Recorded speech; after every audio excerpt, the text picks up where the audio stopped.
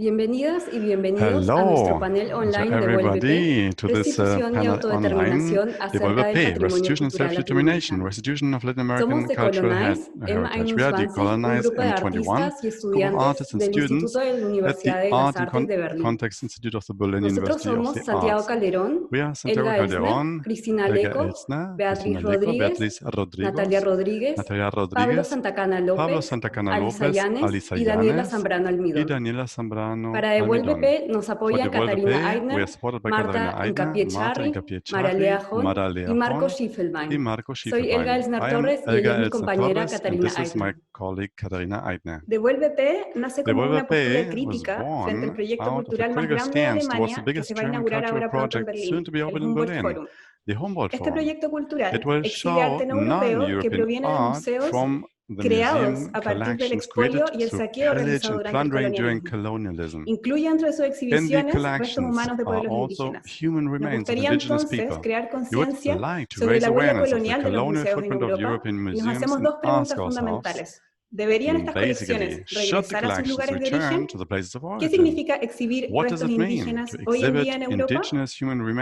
En el 2018, en el marco de una cooperación entre la Universidad de las Artes de Berlín y el Museo Estatal de Berlín, es decir, el Humboldt Forum, se formó nuestro grupo con 7 artistas trabajando en 5 proyectos audiovisuales y comunitarios, y nosotros reflexionamos críticamente sobre las colecciones sudamericanas en los museos estatales de Berlín. Esto nos llevó al tema de la restitución y es este mismo evento. Trabajamos críticamente dentro de esta cooperación, pero nos sentíamos en la necesidad de buscar independizarnos y de buscar nuevas cooperaciones dentro de esta estrategia. Nuestro panel de hoy está financiado por el modesto presupuesto de nuestro instituto. Nos alegra que incluso en tiempos inciertos como estos seamos capaces de conectar con diferentes geografías. Queremos generar un diálogo con diversos grupos y personas que comparten nuestras principales preocupaciones o intereses.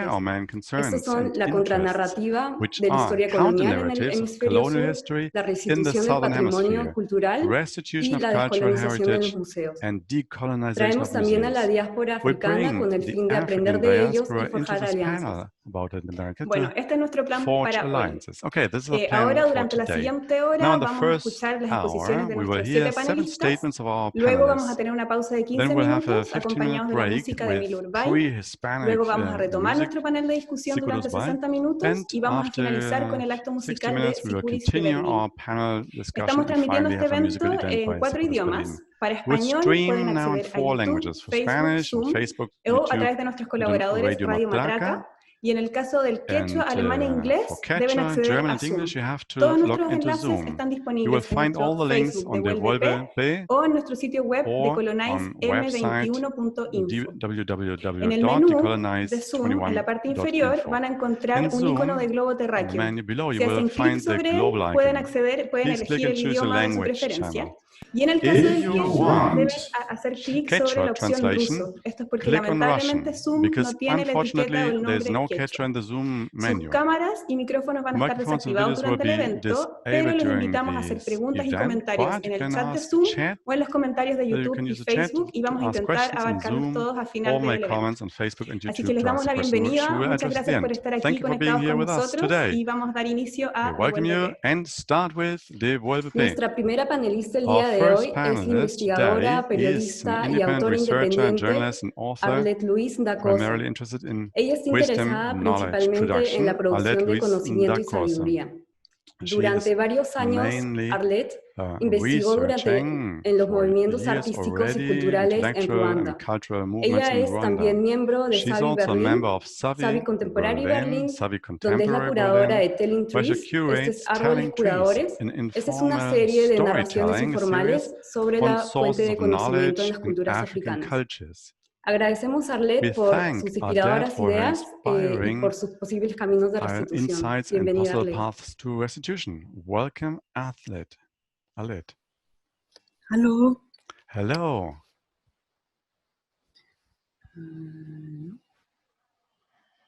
Die Rückgewinnung des afrikanischen kulturellen Guts ist vor allem die Anerkennung seitens der westlichen Staaten ihrer 500 Jahre währenden Verbrechen gegen die Menschheit und Menschlichkeit. Für jene Communities, die von den Verbrechen betroffen sind, bedeutet Rückgewinnung eine Möglichkeit, ihre kulturelle Identität wiederzuerlangen. Eine Form des europäischen Kolonialismus ist das Bestreben, unterdrückte Kulturen ihrer Geschichte und damit ihrer Zukunft zu berauben. Das war ein Grund für den Bau der kolonialen Museen. Eine Kultur auszustellen, als wäre sie nicht mehr vorhanden. Die europäischen Museen halten noch heute Kulturgüter gefangen. Restituieren heißt im letzten Schritt, sich vom Geist des Kolonialismus zu lösen. Bis heute befindet sich afrikanisches Kulturgut im Besitz deutscher Kolonialmuseen. Die ehemalige malische Kulturministerin Aminata Traoré erklärte, dass sich 90% der afrikanischen Kulturgüter außerhalb des afrikanischen Territoriums befindet. Es geht hier um immaterielles wie materielles Kulturgut. Es geht um Strukturen wie die Benin-Bronzen. Nachdem das British Empire 1897 das Benin-Königreich zerstörte, gelangten sie durch Handel in deutsche Museen, die heute noch eine bedeutende Sammlung haben. Es geht weiterhin auch um Masken, um Säbel, um die Büste der Nofretete, um nur wenige zu nennen. Das immaterielle Kulturgut umfasst zum Beispiel Gesänge und Schriften, die sich auf materiellen Trägern befinden. Wenn sich deutsche Museen erst seit kurzem mit der Rückgabe von Kulturgut aus der Zeit der Kolonialverbrechen befasst, dann vor allem aus einem Grund. Die weltweite Zivilbevölkerung mit Bezug zu Afrika stellt sich seit 10 Jahren zunehmend kritisch gegen den heutigen Neokolonialismus und seine Ausprägungen im Rassismus und Neoliberalismus. Dies steht im Kontrast zu den politischen Aussagen einer vermeintlichen Dekolonisierung, die in Europa im Sand verlaufen. Der französische Präsident Emmanuel Macron erklärte 2017, er wolle in seiner Amtszeit Voraussetzungen dafür schaffen, die einst nach Frankreich entführte afrikanische Raubkunst zurückzugeben. Mit einem Bericht zu Voraussetzungen der Rückgabe beauftragte er die Kunsthistorikerin Benedikte und den Ökonomen Felwine Sarr. Nach der Verkündung im letzten Jahr, die französische Regierung wolle nun bis 2021 eine Anzahl von 26 Benin-Bronzen restituieren, hat sie sich aus ihren am Rückgabeprozess langfristigen verbundenen Pflichten zurückgezogen. Deutschland hat auch die Debatte um Restitution vor allem mit Provenienzforschung und kaum aktiven Restitutionsverfahren reagiert. 2019 wurde ein Kulturgut aus deutschen Kolonialverbrechen, das Cape Cross, an die namibische Regierung zurückgeführt. Rückgaben von menschlichen Gebeinen fanden außerdem 3 Mal seit 2011 statt. 7 Jahre, nachdem sich etwa das Bündnis Völkermord verjährt nicht, für deren Rückgabe eingesetzt hat.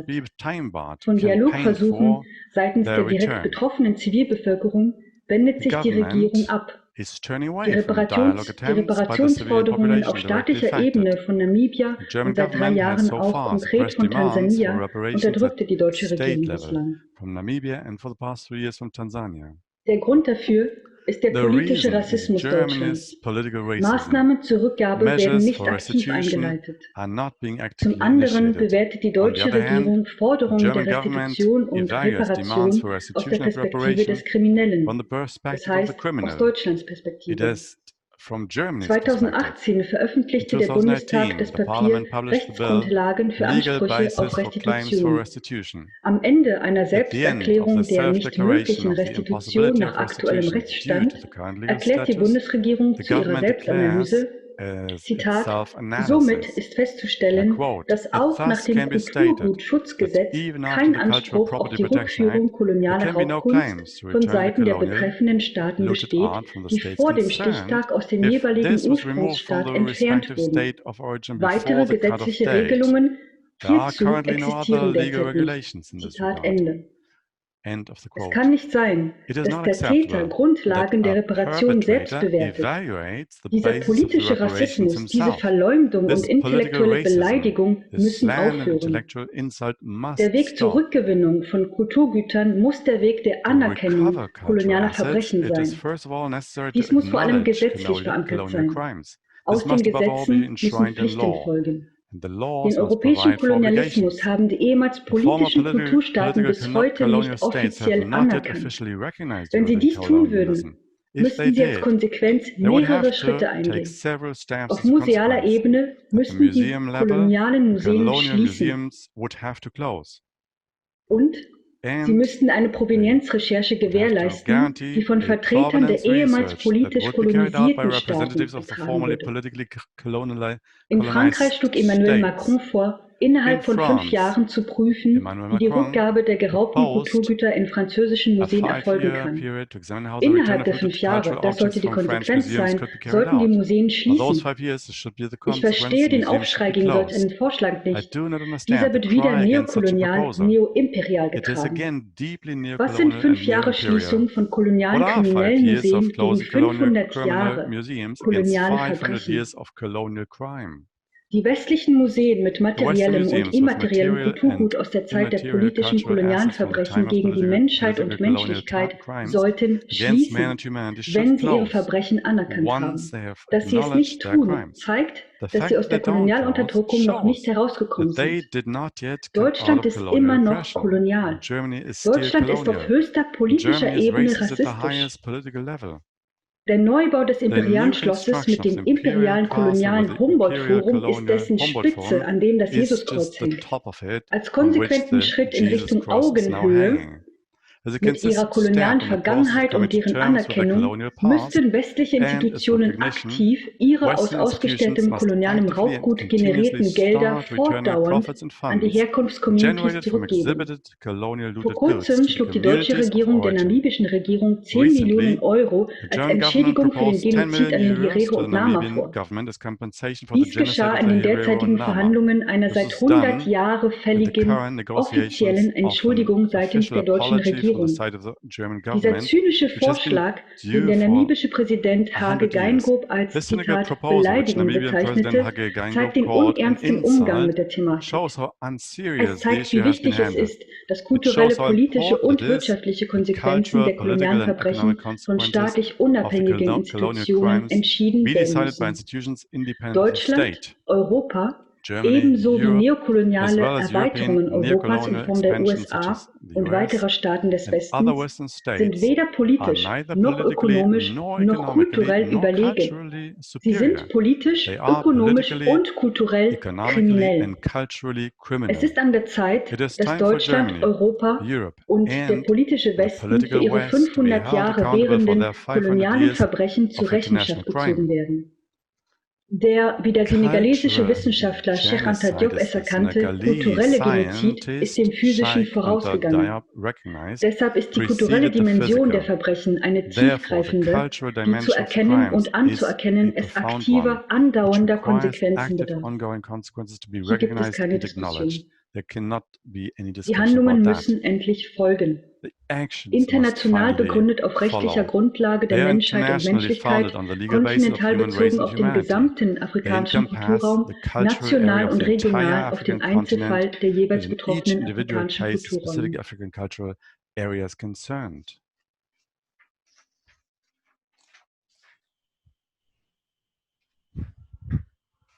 Muchas gracias, Arlette. Thank you very much, Arlette, for your presentation. Soy Natalia Rodríguez y continuando con el tema de restitución y reparación desde la perspectiva del contexto africano, como parte de los esfuerzos del Sur global para lograr la decolonización institucional y el retorno a los bienes culturales, tenemos a Tahir Della, activista y protagonista de la lucha antirracista anticolonial en Berlín. Dirige la ONG Initiative Schwarze Menschen in Deutschland, iniciativa de personas negras en Alemania, donde realiza proyectos sobre la historia colonial para deconstruir el impacto del colonialismo en Berlín y Alemania.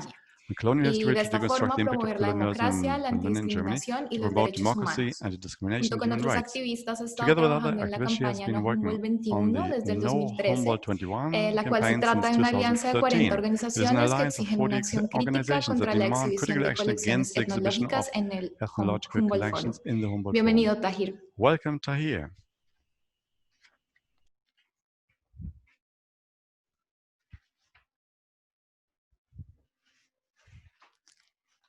Ja, hallo zusammen, danke für die Einladung. Hello, als Vertreter einer der NGOs, die bei Humboldt 21 aktiv waren, freue ich mich hier mit euch in Austausch zu gehen über die Kampagne und die damit zusammenhängenden Themen.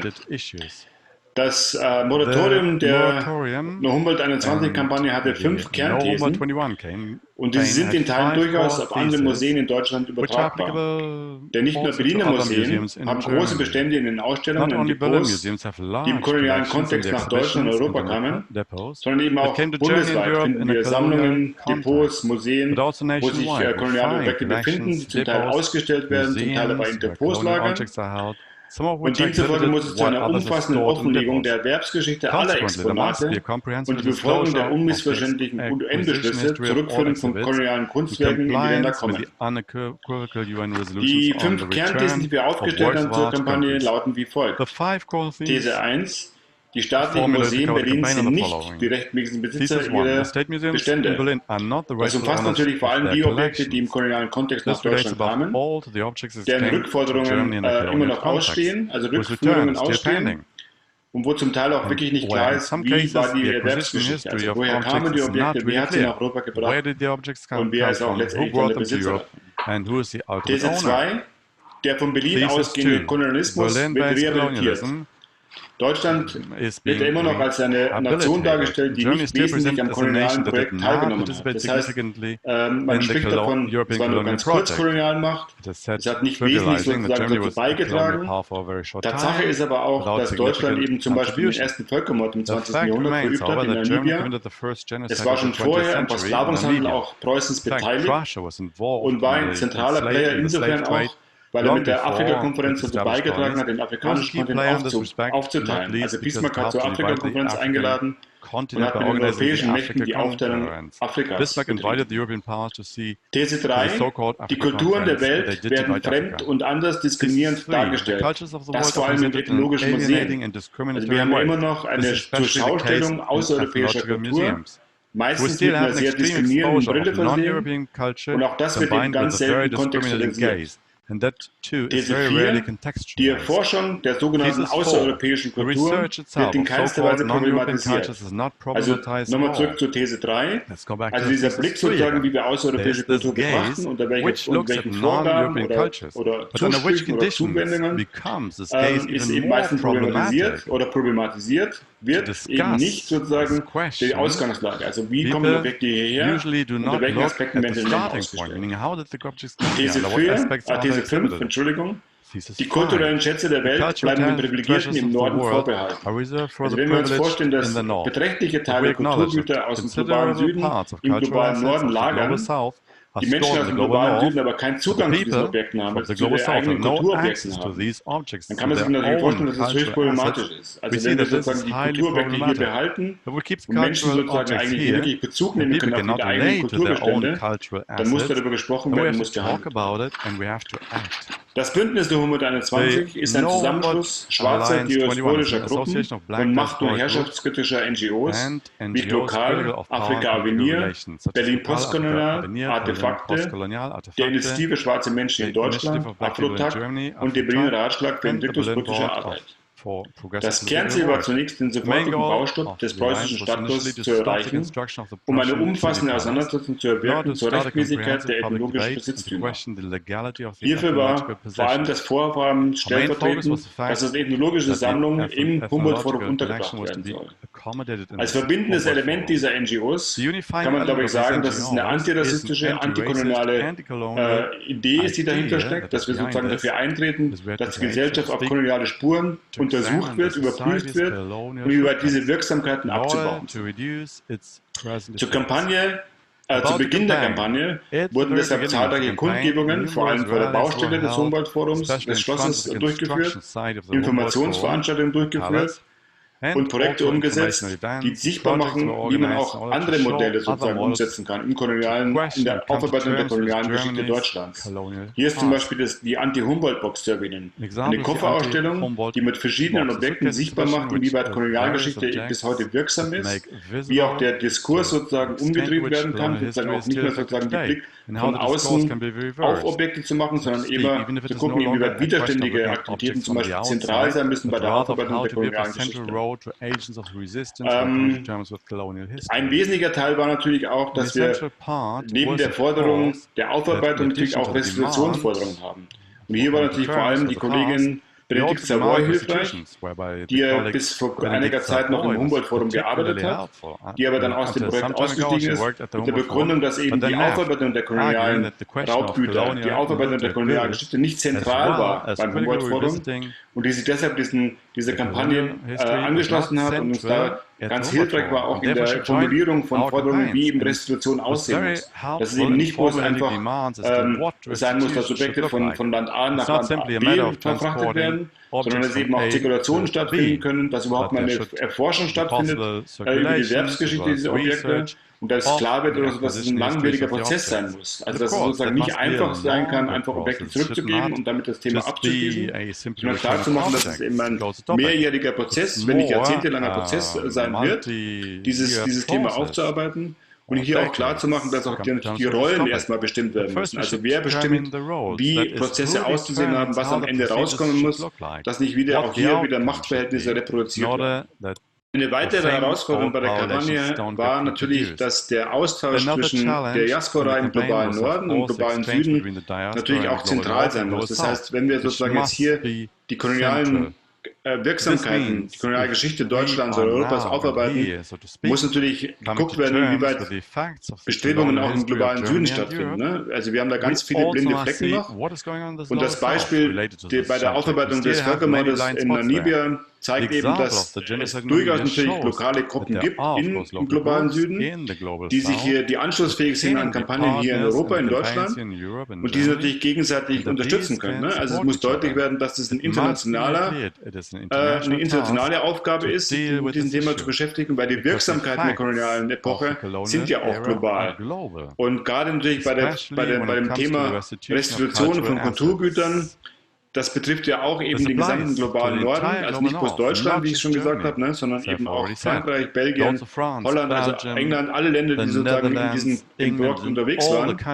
Und die Länder oder die Gesellschaften im globalen Süden, die Herkunftsländer eben zum Teil gar nicht wissen, welche Objekte sind denn überhaupt in den Museen beispielsweise. Also hier fordern wir zum Beispiel, dass die Bestände nicht nur erforscht werden müssen, sondern auch transparent zugänglich gemacht werden müssen, damit die Menschen die Communities in den Herkunftsländern überhaupt wissen, in welchem Land liegen welche Objekte aus unseren Gesellschaften. Ne? Also das ist ein ganz zentraler Punkt, wo auch natürlich die Institutionen, die Museen sich besonders schwer tun, weil natürlich klar ist, diese Transparenzmachung, die führt natürlich dann auch zu Forderungen aus den Ländern oder kann dazu führen oder soll dazu führen, meines Erachtens.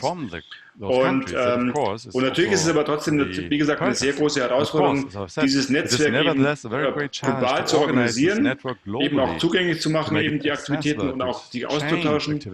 Und auch da sind wir, glaube ich, noch wirklich am Anfang begriffen, das zu etablieren. Aber nochmal, die Notwendigkeit ist natürlich absolut da, denn bei der Lösung dieser Frage können natürlich nur die Länder, aus denen die Objekte zum Beispiel kommen, eben, müssen da gehört werden, müssen da zentral gehört werden und auch beteiligt werden.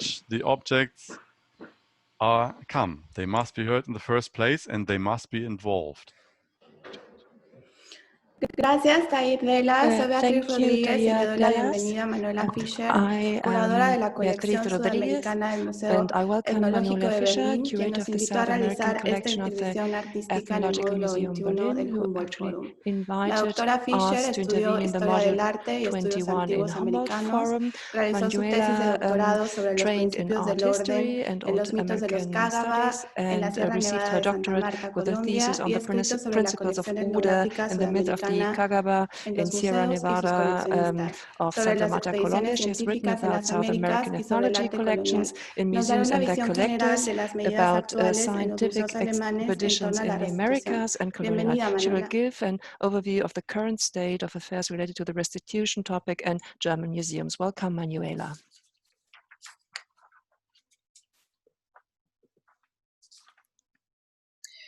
El debate acerca de la restitución del patrimonio cultural ha sido atizado gracias al discurso del presidente francés Emmanuel Macron en Ouagadougou 2017, donde promete, en un plazo de 5 años, crear las condiciones para devolver el patrimonio cultural de África de forma permanente o temporal. En el siguiente informe de Felwine Sarr y Benedikt Savoy se exige supone un cambio en el debate hacia una ética relacional entre los interlocutores en juego. En Alemania, el acuerdo de coalición del gobierno federal de 2018 pide explícitamente la revisión histórica del colonialismo alemán. Esto implica para los museos la voluntad de devolver los bienes culturales de contextos coloniales y crear transparencia sobre la historia de sus procedencias, de establecer cooperaciones internacionales y reforzar la conciencia sobre el pasado colonial. La creación de colecciones etnográficas a finales del siglo XIX sin duda está estrechamente vinculada a la expansión colonial y tuvo el apoyo gubernamental. Un decreto de la época estipulaba que las colecciones enviadas desde las colonias debían ir preferentemente al Museo de Berlín. Sobra mencionar las entregas de colecciones por misioneros, viajeros, colonos alemanes e investigadores de disciplinas cercanas. Un manual elaborado por los museos para los funcionarios coloniales servía para registrar datos etnográficos de manera sistemática. Los viajes científicos a las Américas a finales del siglo XIX y principios del XX también suelen estar entrelazados con otros intereses, sea económicos, extractivistas o de colonización europea, solo para nombrar algunos. Esas colecciones son historias complejas, necesitan un acercamiento consciente que tiene en cuenta el actual debate.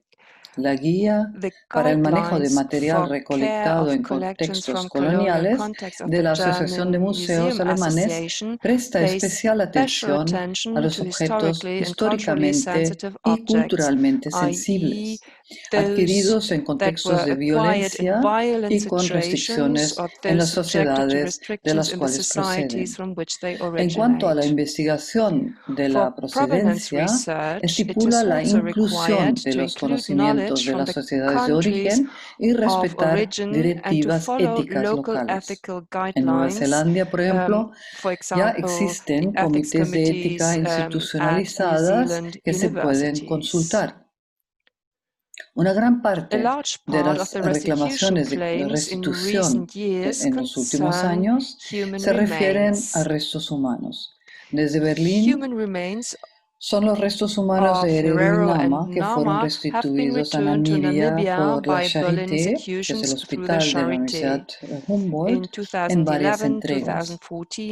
Las legislaciones nacionales de Nueva Zelanda, Australia, Canadá, por ejemplo, respaldan solicitudes de repatriación, de manera que hasta 2009 restos humanos de 1.190 personas indígenas fueron repatriadas a Australia desde diferentes partes del mundo.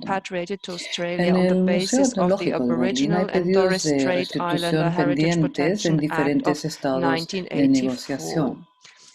Una restitución que ya se ha realizado en 2018 es un conjunto de objetos sacados de tumbas en la década de los 1880 que fueron entregados a la cooperación de Chungas en Alaska. En la misma época también se excavaron las tumbas precolombinas en Perú y los abundantes hallazgos llenaron los museos en Perú y en Europa. A finales del siglo XIX y principios del XX, Berlín se había vuelto un centro de estudios latinoamericanos debido a la concentración masiva de cultura material arqueológica, pero también de expediciones científicas, sobre todo al Brasil. Con la Convención de la UNESCO, ya en 1970 se vetó recibir objetos arqueológicos sin el permiso del país de origen. Con la adopción en Alemania de la Ley de Protección Cultural de 2016, está definitivamente prohibido. Me he extendido en las directivas y pautas elaboradas en los últimos años acerca del manejo del patrimonio cultural en museos etnográficos Porque pienso que es un marco importante en el cual se está desarrollando una mayor conciencia sobre este patrimonio. El Museo Etnológico y Museo de Arte Asiático en Berlín se crearon nuevos cargos para la investigación de procedencias. También es una plataforma para pensar cooperaciones en el Museo Etnológico. Por ejemplo, se estableció una cooperación con Tanzania, otros. Y en las exposiciones que se están planeando en el nuevo espacio del Humboldt Forum, se contextualizan las adquisiciones de la era del coleccionismo y se trata el tema del colonialismo. Todo esto son pequeños pasos relativamente recientes, pero se dan en un ambiente más favorable al debate, un debate que va a seguir, ya que en última instancia no se trata solamente de objetos, sino cómo tratar la herencia colonial. Muchas gracias. Thank you so much. Gracias, Manuela Fischer. Soy Pablo Santacana y nuestra próxima invitada, Elizabeth Salguero, lleva mucho tiempo dando apoyo institucional a las demandas de los pueblos indígenas dentro de la estructura gubernamental del Estado Plurinacional de Bolivia, como miembro del Parlamento y como ministra de las Culturas. Ha dirigido organizaciones sociales en todo el mundo y ha publicado una serie de publicaciones sobre medio ambiente, patrimonio cultural y derechos humanos de los pueblos indígenas. En su calidad de diplomática y embajadora de Bolivia en Alemania, se centró en la devolución a Bolivia de un objeto cultural de gran valor místico. Su testimonio sobre este exitoso caso de restitución añade nuevas perspectivas a las cuestiones relacionadas. Elizabeth, bienvenida. Very warm welcome, Elizabeth.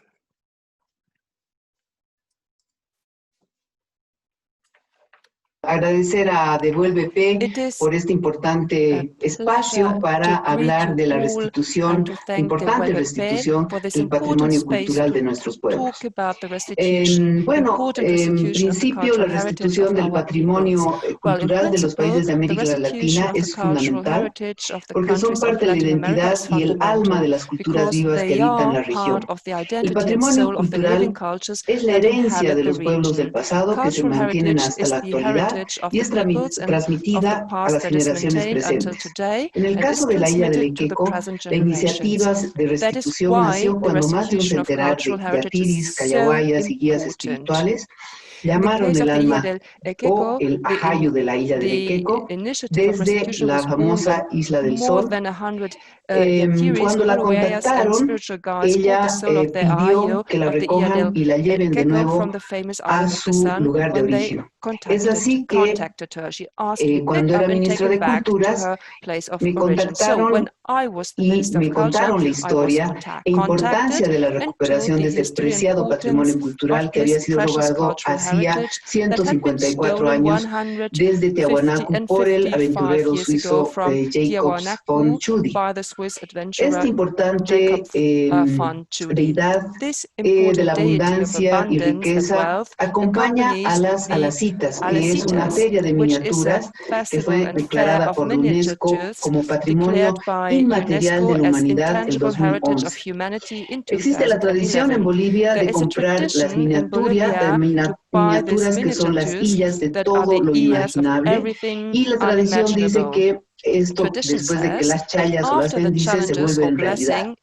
Y obviamente la deidad más importante es la isla del Equeco, la original, que pudimos posteriormente recuperar.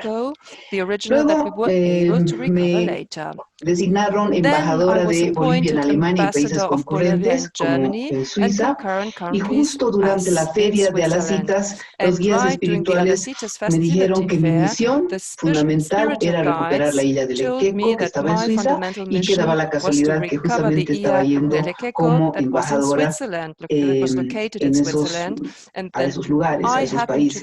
Llegué a Berlín en el 2012 y lo primero que hice fue empezar con la misión de recuperación de nuestro patrimonio cultural.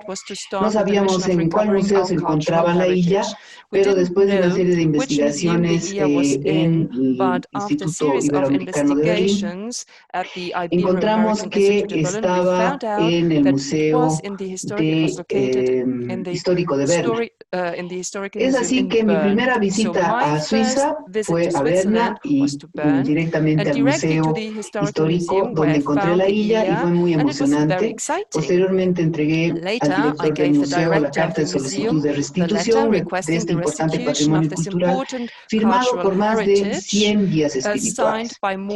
Tardamos casi 3 años en recuperar la isla, pero en noviembre del 2014 la isla de Lequeco volvió a Bolivia. Actualmente se encuentra en el Museo Nacional de Arqueología y cada cierto tiempo la sacan para llevarla a su feria, donde la veneran, piden todos sus deseos, miles de personas, para que esos deseos se vuelvan realidad. Varias fueron las personas que intervinieron para recuperar la isla de Lequeco. Quiero destacar el personal de la Embajada de Bolivia en Alemania, el Ministerio de Relaciones Exteriores, el ex ministro David Choquehuanca, en el Ministerio de Culturas el compañero Cancio Mamani, Félix Cárdenas, Marcos Michel, que era el director de Patrimonio Cultural, a los guías espirituales, a los científicos que dieron sus informes, a representantes del gobierno suizo, a el mismo Museo Histórico de Berna, que después de una serie de actuaciones recuperamos y lo devolvieron a este importante patrimonio cultural. En cuanto a los logros, destacamos que mediante una gran campaña mediática, donde no gastamos recursos, gracias al apoyo de intelectuales y medios suizos, logramos la atención de la sociedad suiza y esta fue favorable y decían que debía devolverse la isla de Lequeco y repararse el daño ocasionado por el señor Chudi, que desde su eurocentrismo cultural y colonial emborrachó a los indígenas de Tiahuanaco y arrebató su deidad. Logramos que la isla de Lequeco retorne a Bolivia como patrimonio cultural restituido a su lugar de origen. La comunidad de Tiahuanaco actualmente es partícipe de la fiesta de las citas y se habla de que algún momento la isla vuelva a Tiahuanaco. Sin embargo, actualmente se encuentra en el Museo Nacional de Arqueología de Bolivia, el MUNARC. ¿A qué apelamos para recuperar tan importante patrimonio? A lo que dice la UNESCO como requisitos para recuperar un patrimonio cultural. Esto es, está registrado y la isla de Lequeco estaba registrada en el libro de Ponce San Ginés con fotografías, saber cómo y cuándo fue robada.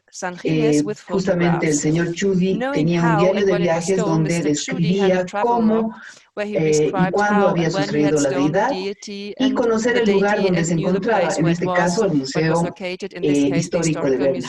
En cuanto a qué podemos hacer para recuperar otros patrimonios, es muy importante que se exija lo que dice la UNESCO en relación a la recuperación o restitución del patrimonio cultural de las culturas vivas, porque nuestras culturas no son de museo, las culturas de nuestros pueblos están vivas, están hasta ahora con sus tradiciones y con sus patrimonios. Así que, por ejemplo, en Bolivia tenemos la Ley de Patrimonio Cultural, donde se especifica que una de las tareas del Estado es recuperar el patrimonio cultural de los pueblos indígenas que fue sustraído en la mayoría de las veces desde una visión colonial. En cada país pueden ir trabajando en ello, es una invitación a que lo hagan.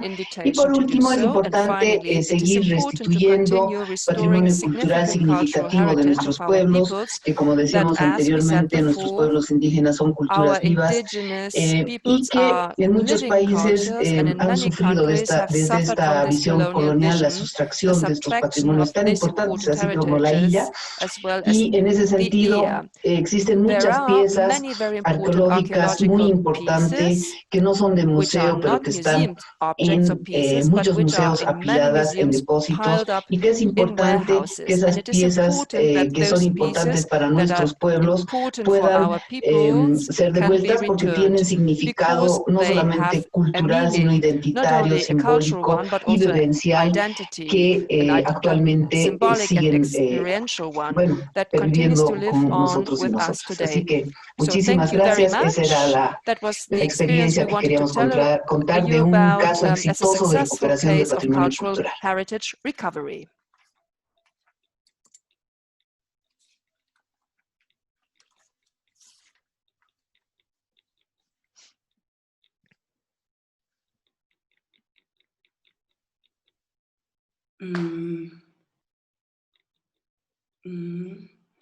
Ya no me deja.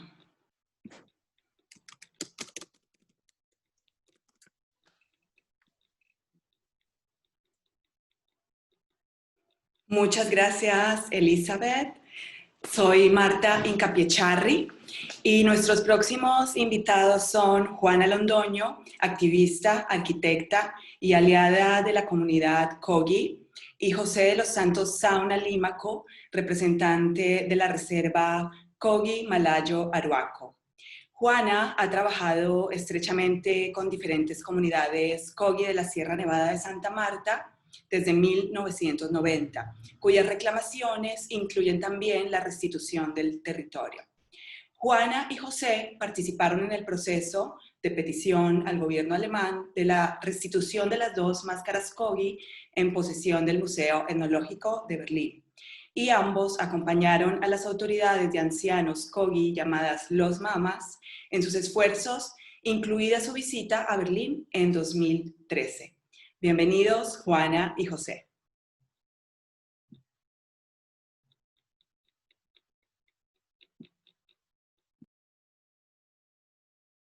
Primero que todo, quiero empezar dando un gran saludo y un agradecimiento por la invitación a este importante evento. También quiero aprovechar para presentar de manera muy especial al Cabildo José de los Santos Sauna, con quien llevo muchos años trabajando. Él es el representante legal del resguardo Kogi Malayo Aruaco y en este momento se encuentra junto con los mamos arriba en la sierra, y desde allá les envió un mensaje. Por último, quiero decirles que para nosotros estos espacios son muy importantes porque es la oportunidad para poder construir desde las distintas visiones, intereses y pensamientos acuerdos que lleven a la protección de territorios como son la sierra y las culturas que aquí habitan. Es importante también mencionar que la restitución debe referirse no solamente a los objetos, sino también a la tierra, al territorio. Entonces, pues muchas gracias y estamos atentos.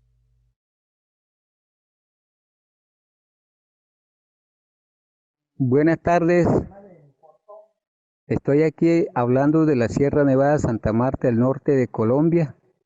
Soy de la comunidad del pueblo Kogi, soy representante de Resguardo Kogi Malayos y la organización Gonavindúa. Mi nombre es José de los Santos Sauna Límacos, pertenezco a la comunidad Kogi. Hoy estoy aquí reunido con los mamos y autoridades, analizando, discutiendo, solicitando sobre la entrega o la devolución del objeto sagrado, las máscaras de madera que están en el Museo Berlín en Alemania. Para nosotros el objeto sagrado, la máscara es importante, hace una función, hace un trabajo, la comunicación espiritual. Hoy, según las autoridades, los mamos, por tener como en la cárcel las máscaras de Mama Jise y Mama Jaca, para nosotros es muy importante para adorar el sol, para adorar los negativos. Por eso vemos muy importante hoy la devolución. Hoy se habla de calentamiento global, fenómeno natural, cambio climáticos. Hoy estamos preocupados por coronavirus COVID-19 2020. Está acabando nuestras vidas en el mundo. Y nosotros con esos objetos hacemos las limpiezas, los negativos, a la enfermedad, incurables, a los ambientes, los medios ambientes, a las culturas, la parte espiritual, para hacer ese desarrollo con esos materiales, objetos sagrados para nosotros es una representación al sol, representación la planeta Tierra, donde se hace trabajo. Esos trabajos para nosotros fortalecen la parte de los planetas, equilibrio de los planetas y control espiritual para las enfermedades incurables, curables para la Sierra Nevada de las comunidades que habitan en la sierra y en el mundo. Por eso es muy importante la devolución de las dos máscaras que están ubicadas en el Museo de Berlín, que seguramente el gobierno alemán va a tomar decisión, la devolución, y va a ser muy importante, primera vez en la historia del mundo, la sociedad o la civilización y con los pueblos indígenas va a ser un acuerdo espiritual y físico para bienestar y garantía a la perpetuidad de nuestra vida en el mundo. Y por eso es muy importante para nosotros. Debe conocer en el mundo entero que los objetos sagrados como oro, como piedras, como árboles tallados, otros elementos hace parte del equilibrio de la naturaleza para mantener aguas, universos, tierras, entes, bosques, candelas, para que con estos trabajos los pueblos indígenas de las Sierra Nevadas hacen los trabajos para equilibrio de la naturaleza, para calentamientos, cambio climático, fenómeno natural. Por eso es muy importante que la devolución de la máscara que está en el Museo Berlín para la nueva generación de los niños que apenas están naciendo, están creciendo, están desarrollando, va a ser un elemento fundamental en nuestras vidas para las Sierras Nevadas y para los demás del mundo.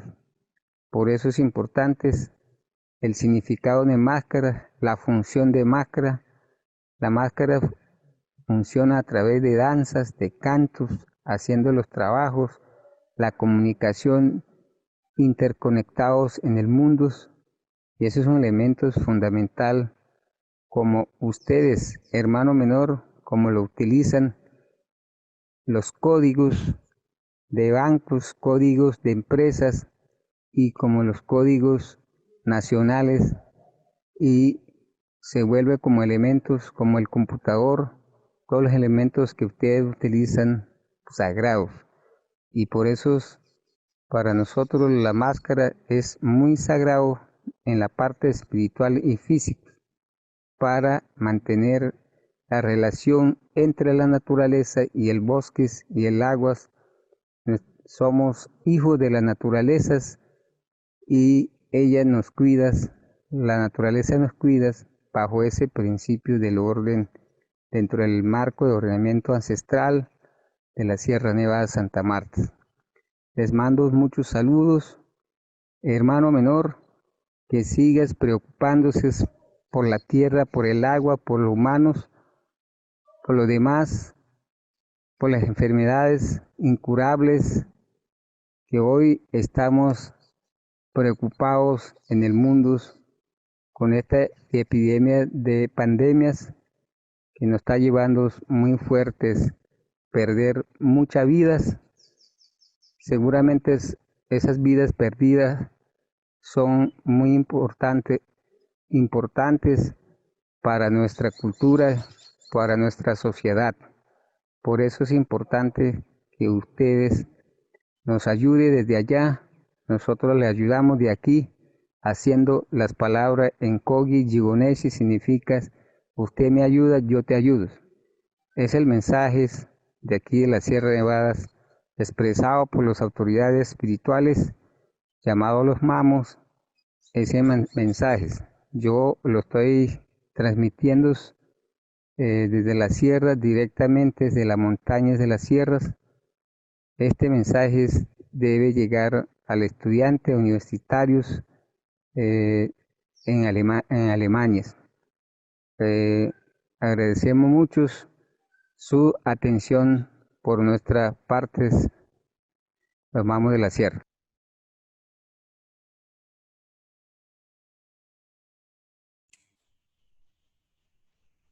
Muchas gracias, Juana y José. Thank you, Juana and José. La corona de plumas de The Moctezuma, feather que crown se of encuentra en el Montezuma, Museo Mundial de Viena, housed es in the World Museum actualmente in el Vienna, legado is histórico the oldest más and most importante important de la legacy of cultura the azteca. Aztec culture today. En los años In the 30, el presidente 1930s, mexicano the Abelardo Mexican president Rodríguez Abelardo hizo una Rodríguez made una the solicitud de restitution restitución request sin without éxito. any success. Por ello, He mandó then hacer un commissioned a duplicado de la duplicate of the corona, crown que hoy se to be encuentra made, en which el is Museo today Nacional de located in the Antropología de Mexico's México. National Museum of Soy Alisa Anthropology. Yanes y I nuestro am siguiente Alisa invitado, Yanes, and our next Xokonoschtletl guest, Gómora, es un Xokonoschtletl Gómora, escritor, writer, traditional activista, dancer, danzante activist, tradicional and y international conferencista speaker. internacional, Is an experto en la expert in cultura y Aztec tradición culture oral and oral azteca. tradition. Durante He más has de been 30 años fighting viene for luchando over para que la 30 corona de years in Moctezuma order to regrese a have su the lugar de crown of origen. Montezuma to be Bienvenido, returned to its place of Xokonoschtletl. origin. Welcome, Xoko. A ver que vea la imagen, pero que vea la imagen yo. Hoy ya sale, ¿no? A lo mejor ahí dentro. Xinexmo Pacayowiltic, Nejuanineki Xochitlastowa, Mexixco, Tlamahuiscoltic. Se ha permitido hablar con la palabra florida del esplendor y maravilla de México. Después de 500 años de invasión europea en el sur y centro de nuestro continente, estamos perdiendo más y más nuestras propias culturas, como lenguas, filosofía, espiritualidad y sabiduría. Urge conocer y practicar nuestras raíces para tener la fuerza suficiente y decir con dignidad, soy nativo originario de mi tierra sagrada. La repatriación de la corona azteca de plumas y oro de Moctezuma, México, nos reunirá continentalmente de nuevo como hermanos. Es importante que regresen del extranjero nuestros objetos sacros y que la educación en las escuelas sea en nuestros propios idiomas, ya que solamente en México se hablan hoy mismo 68 lenguas con 350 variantes.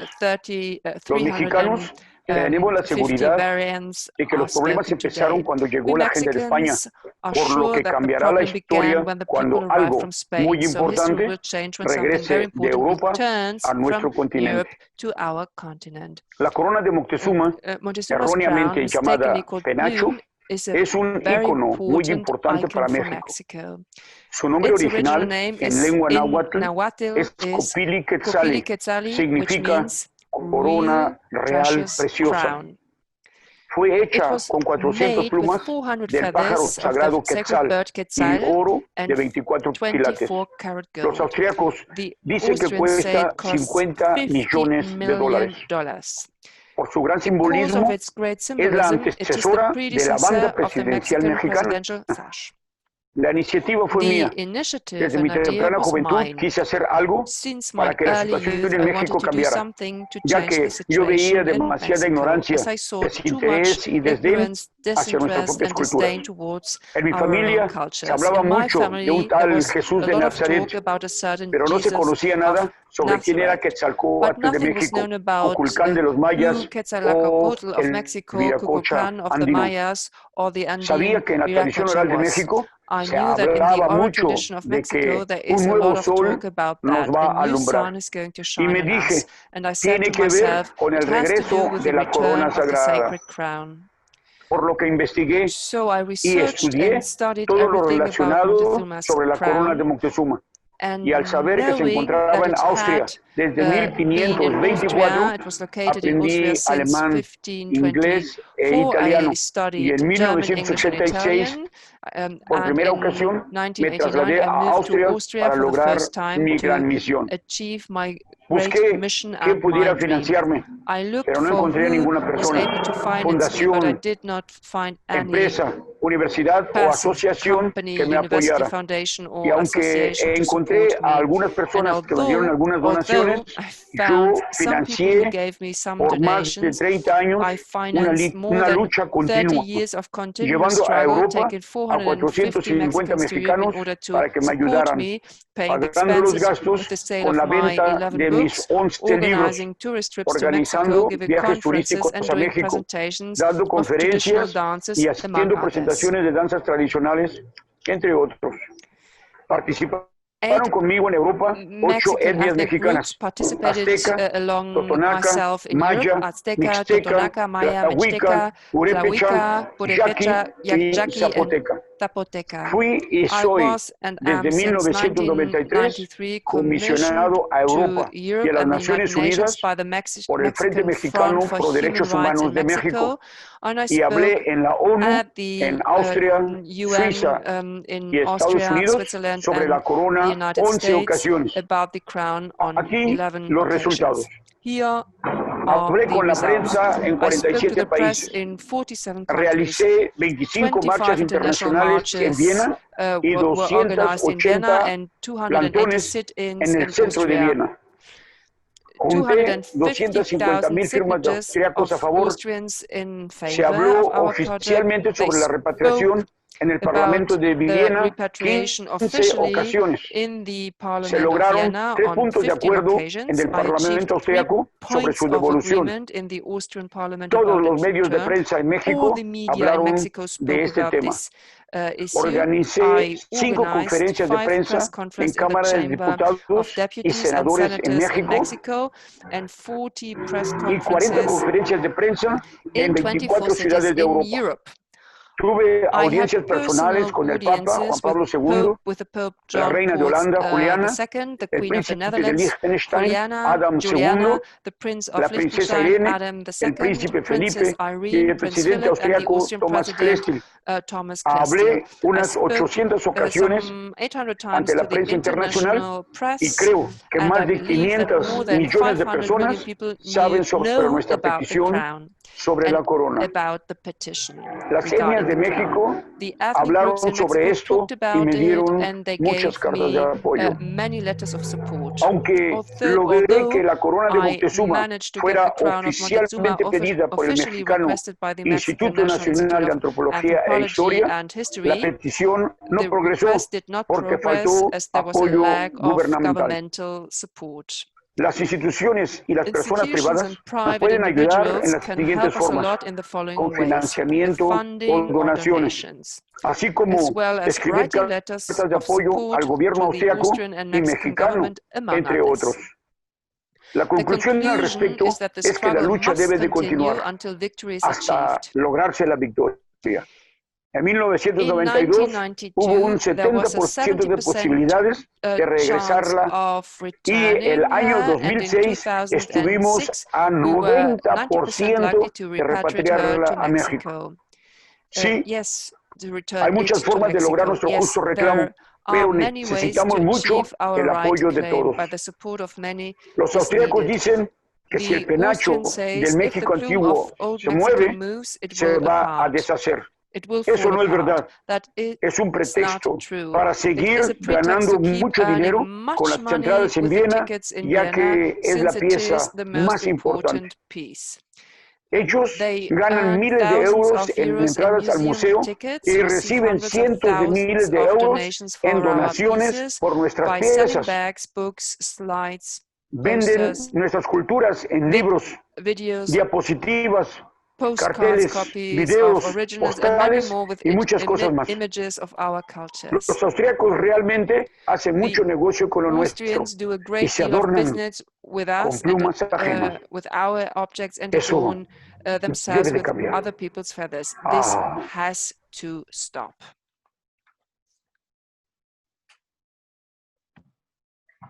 Te agradecemos, Xokonoschtletl, por compartir esta historia inacabada de restitución. Soy Daniela Zambrano y nuestra última panelista es Rossana, Poblet, miembro del colectivo Espacio Abierto en Lima, Rossana, Poblet, Alegre, member of the Open Space Collective in Lima, social and entrepreneur and urban environment consultant and lecturer with 20 years experience with a 20 years experience in sustainable urban development and participatory processes with international organizations, public-private partnerships, local government, civil society and communities.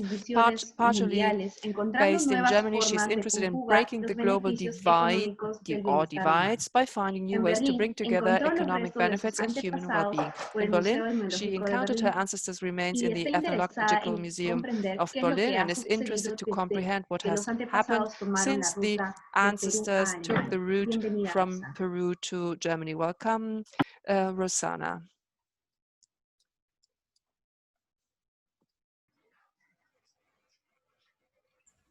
Buenas tardes. Good afternoon. My name is Rossana Poblet.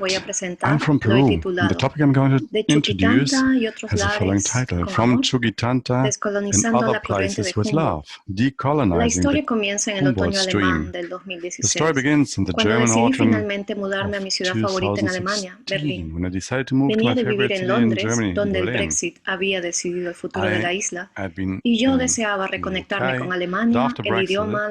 was disappointed y las cosas a las que ya me había acostumbrado. Sin embargo, lo que me encontré fue muchos vestigios de mi país y una fascinante exhibición llamada Extreme en el Humboldt Box, dedicada a la corriente del Perú, luego llamada de Humboldt. La exposición incluía tesoros, vestigios y fardos funerarios encontrados en el desierto peruano y excavados por científicos y viajeros europeos en busca de buena fortuna. Entonces me pregunté, ¿qué corrientes, aparte de la marina, fomentaron la excavación de necrópolis precolombinas, conocido en mi país como huaqueo, y desplazaron estos restos del desierto peruano al Museo Real de Etnología en Berlín? Quizá para entenderlo, habría que remontarnos al siglo XIX, cuando el Kaiser Wilhelm I decidió fundar un museo etnológico y antropológico independiente en 1873, a pedido de la Sociedad de Antropología, Etnología y Prehistoria de Berlín. En 1876, Adolf Bastian, director del complejo del museo, desarrolló más el concepto, pasando el valor de los objetos de curiosidades a documentos de cultura fuera de Europa. La recolección organizada comenzó bajo la dirección de Bastian con el objetivo de documentar las culturas de los pueblos no europeos de la manera más completa posible. El método de trabajo fue genético comparativo, que requirió la mayor cantidad de objetos para comparar. Quería derivar orígenes comunes de su orden e introducir una ley natural y una perspectiva histórica en la representación del desarrollo humano. Esto condujo a un enfoque en las personas y culturas lejanas consideradas puras, incivilizadas y sin escritura.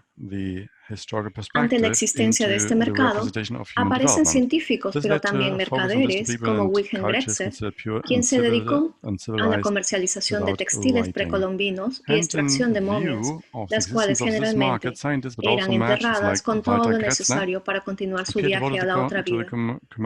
Es así que en el siglo XIX se extrajeron muchísimas piezas de diversas culturas de la costa desértica peruana, incluido del famoso oráculo de Pachacama, al sur de Lima, y de la huaca más antigua de Lima, el Paraíso, ubicado en la cuenca baja del río Chillón, al norte de Lima. Siglos después, y gracias a los canales de irrigación construidos por los antiguos peruanos, el área formó parte de los valles productivos de Lima bajo la administración de la hacienda Chuquitanta. Sin embargo, la reforma agraria expropia el fondo y ante la poca guía existente se empiezan a subdividir las tierras agrícolas, dando lugar a la expansión urbana descontrolada, acompañada de una alta contaminación ambiental a lo largo de los canales y del río Chillón. Pero ¿quiénes son los actuales descendientes de estos restos humanos y de estas culturas llamadas puras, incivilizadas y sin escritura?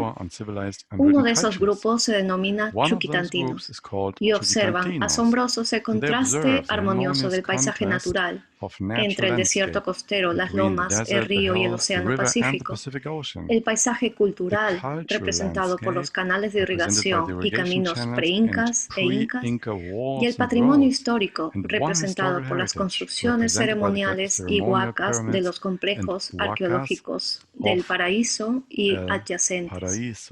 En ese contexto, personas como la hermana Quilla se preocupan por continuar las tradiciones y recuperar el legado cultural, así como en transmitir a los jóvenes los valores de las culturas precolombinas y el idioma quechua. Así también, otros vecinos buscan revertir la contaminación ambiental mediante el plantado de árboles y construcción de parques, para tener un futuro mejor para sus hijos, ya que la población mayoritaria lo representa niños, niñas y jóvenes.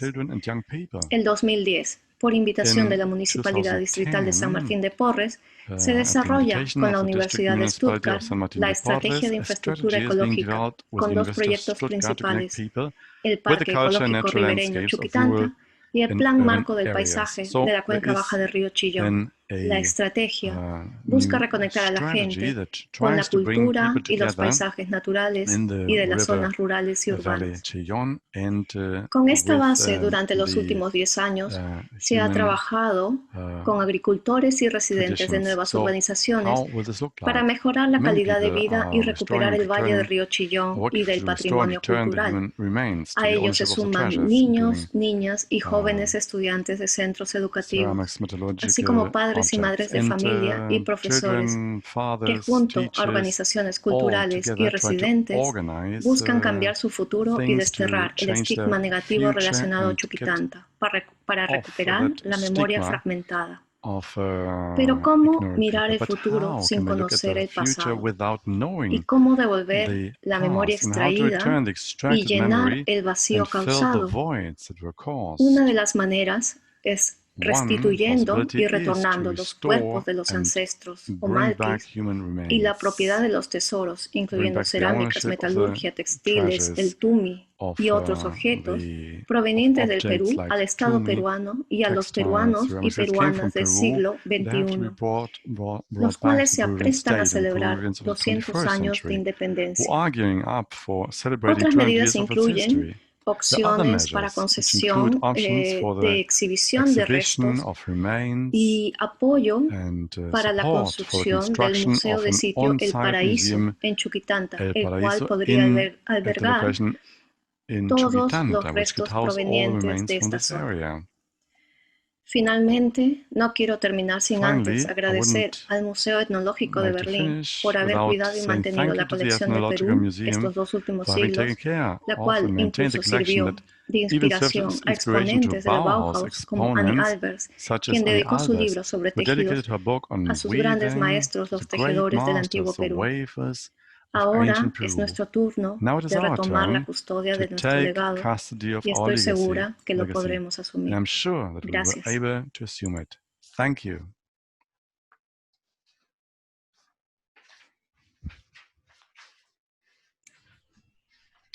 Muchas gracias, Rossana. Ahora tendremos una pausa de 15 minutos con la música de Emilio Urbay-Zevallos. Luego procederemos al panel discusión en vivo. Manténgase conectados. Please stay tuned.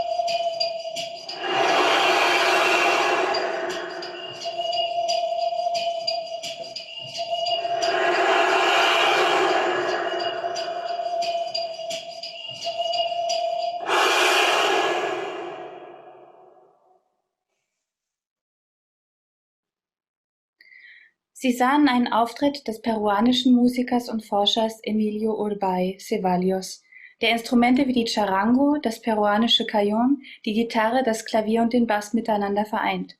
Er arbeitet he works with the Chicha and also with pre-Hispanic work, and he sees that his praxis is a decolonization rebellion.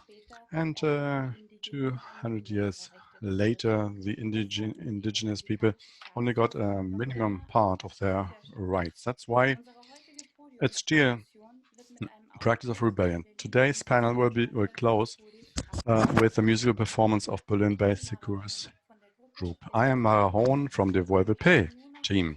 I would like to draw your attention now to our information network of diverse groups of Latin American and indigenous diaspora in Berlin. Chilean Conexión, LAC Berlin, Migrate Peru, Carne Kunst, Varmi, Haus der Kulturen, Lateinamerikas e.V., Aktivisten e.V., Nachrichtenpool Lateinamerika e.V., Plataforma, Andenbuch, Bloque Latinoamericano, and Contemporary and America Latina. Our common goal is to increase visibility of practicing Latin American cultures in Germany.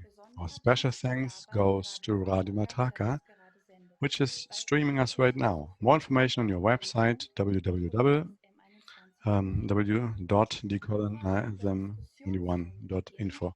Before we start the panel discussion, I would like to introduce to you the artist group Decolonize M21, the organizers of this event. Since 2018, they have been developing 5 artistic projects for the future display in the Model 21 and Humboldt Forum. Their art projects will be shown as videos, but also in other exhibitions, for example, in the House of Memory, Peace and Reconciliation in Bogotá. Now, about the 5 projects. There's the Colonial Glossary is a series of 5 educative short videos which elaborate on colonial violence, done through language and words such as civilization and Indian by the artists Santiago Calderon and Alisa Yanez. The Collector by Beatriz Rodriguez is a film installation about a fictive character, German collector of Latin American cultural goods who attends a psychotherapy session.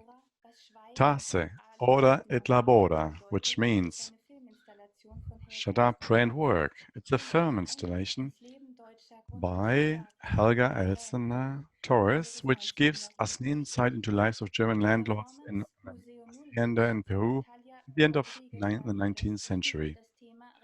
Museum Nullius by Natalia Rodriguez Ramirez is a performance, a survey, and an intervention in public space in Berlin and in Lima.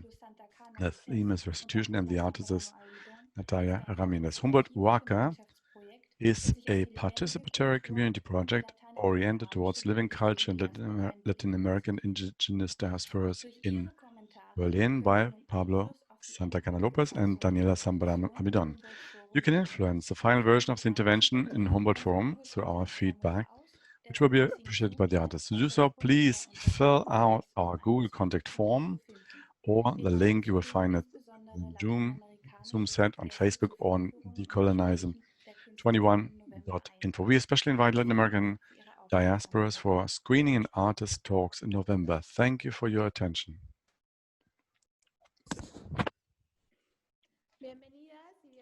Hello again to the second part of the discussion, Devuelve, Restitution and Self-Determination of the Cultural Heritage, organized by Decolonize 21 at the Art University in Berlin. I'm Beatriz Rodriguez. Hello, I'm Alisa Yanez.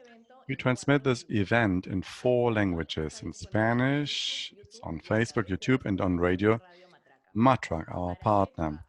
For Quechua, German, and English, please log into Zoom. You will find the links on our Facebook page, Devuelve, and on the website www.decolonize21.info. For German and English and Quechua, please log on to Zoom. You will find all the videos on our website, Facebook, and YouTube. So in Zoom, just click on the global, on the round icon to select your language. You have to click on Russian if you want to listen to Quechua. Your microphones and cameras are disactivated, but you can ask your questions via the chat or Facebook and YouTube. So the first part will be listening to some activities of the heritage in Germany, and it's together with the working group Decolonize M21, and we are connected to Colombia, Bolivia, and Mexico, and also Peru. So the question is, what could it mean for our societies if we can restitute the objects? Regards from Arlette-Louise Manuela Fischer, Tahir, Della, Elizabeth Salguero, Juana Londoño, Xokonoschtletl Gómora, and Rossana Poblet. Welcome to all of you.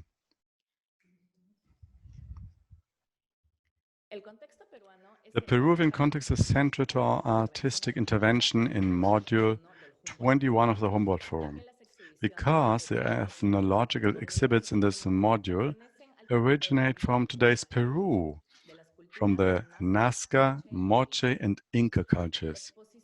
This display will, among other topics, also deal with the topic of death, and will show a corpse bundle, a mummy, whose original Quechua name is Malki, which it originates from the archaeological zone of Chuquitanta in Lima. For that reason, we have invited a special guest, Diana Godoy. She's the director of the Andrés del Castillo Mineral Museum, a non-profit institution that promotes Peru's mineral wealth and supporting art, culture, and the conservation of national heritage. Welcome, Diana. Hello, hello. How are you? Thank you very much. Hello, Tina. Can you tell us what are the activities of your institution when related to Chukitanda? And what are your plans? Yeah, thank you very much for the invitation to this important event. Regarding your question, I think that our institution does not only promote the mineral resources and the heritage of Peru. So in December 2014, we signed an agreement with the Ministry of Culture over 5 years with the objective to have different archaeological parks, Paraíso, Guacahuelas. And in these 5 years as an institution, we will work to recover certain objects, to adapt those parks. And in the last year, we will focus on El Paraíso, the Colegio Ecológico, which is located in Chuquitanta, which is part of this district. So it is one of the most ancient civilization remains, goes back 4,000 years in history. So we have created the basis to work with public institutions and to work with the community on the ground. So we work with the people living there and public institutions to develop different events, conferences, educational meetings, support to civil society organizations who have already been working a long time in El Paraíso. And recently, we have also worked with them at Christmas time, promoting artworks. So we want to integrate the community into this archaeological center. So among our plans is also a new agreement with the Ministry of Culture for another 5 years, and it will not only include the archaeological complex, La Rosada, Papa de los Verdos, but we also want to include 3 more close to the lower area of the Chillon River. And we have more plans. It is interesting with our president, Mr. Castillo, of our association, who died unfortunately recently. But the idea is to have a museum in El Paraíso where we can exhibit collections, objects found in the time we have been working in this area. Thank you, Diana. Now I would like to continue with questions to our panelists, Spanish-speaking panelists. Please be very short, just 1 minute, only a warm-up. Earlier today, we heard about successful restitutions.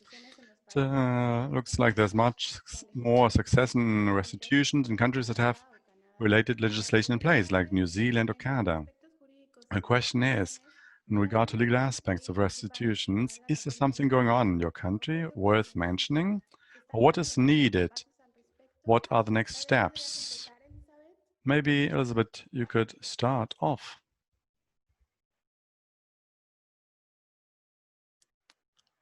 Looks like Elizabeth is not there at the moment. Xokonoschtletl, are you there? Maybe you can take over.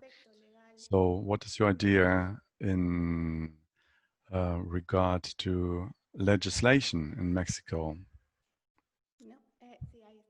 Oh, yes, there you are, I think.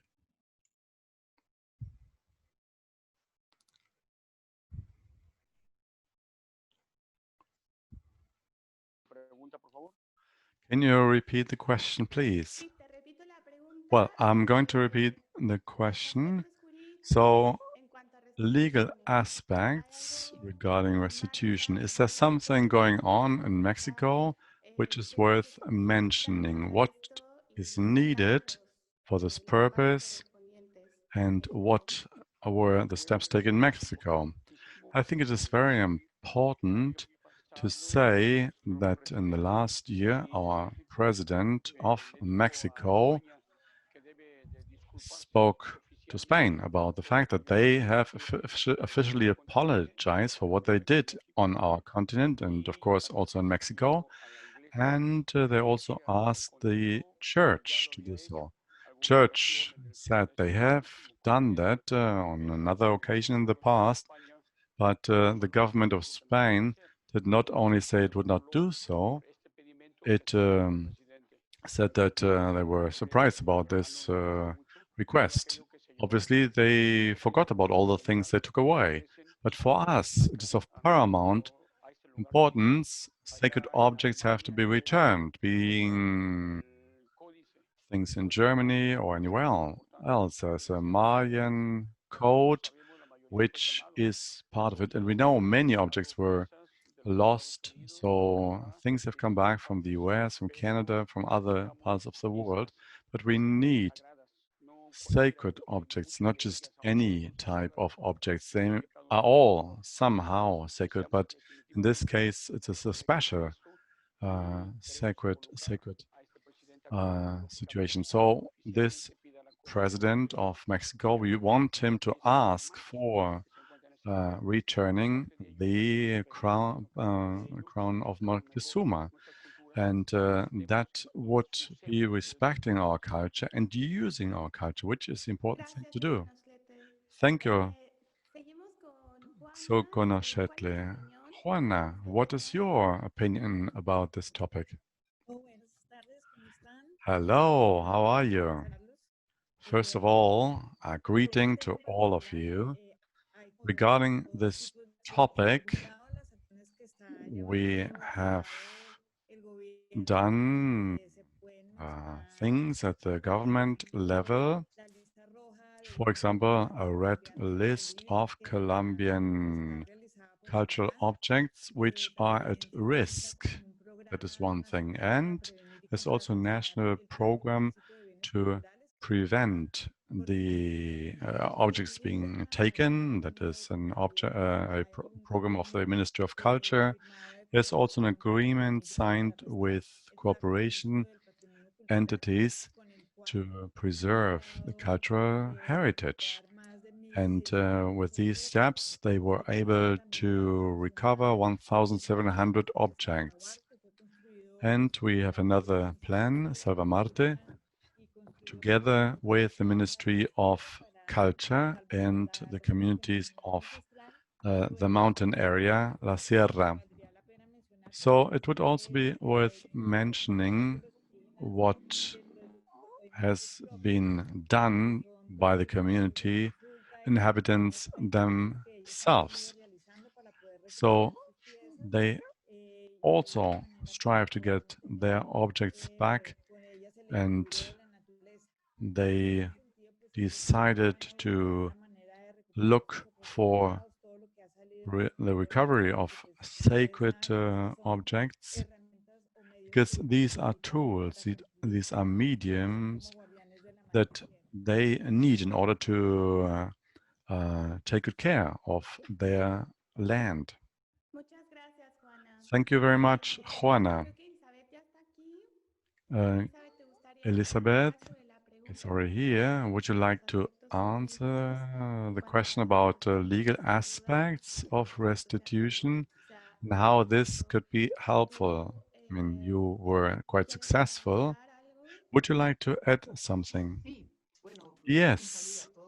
First of all, I would like to greet you all and thank you for sharing ideas about preserving the cultural heritage of Latin America. In Bolivia, we have an important law, 530, about the cultural heritage of Bolivia.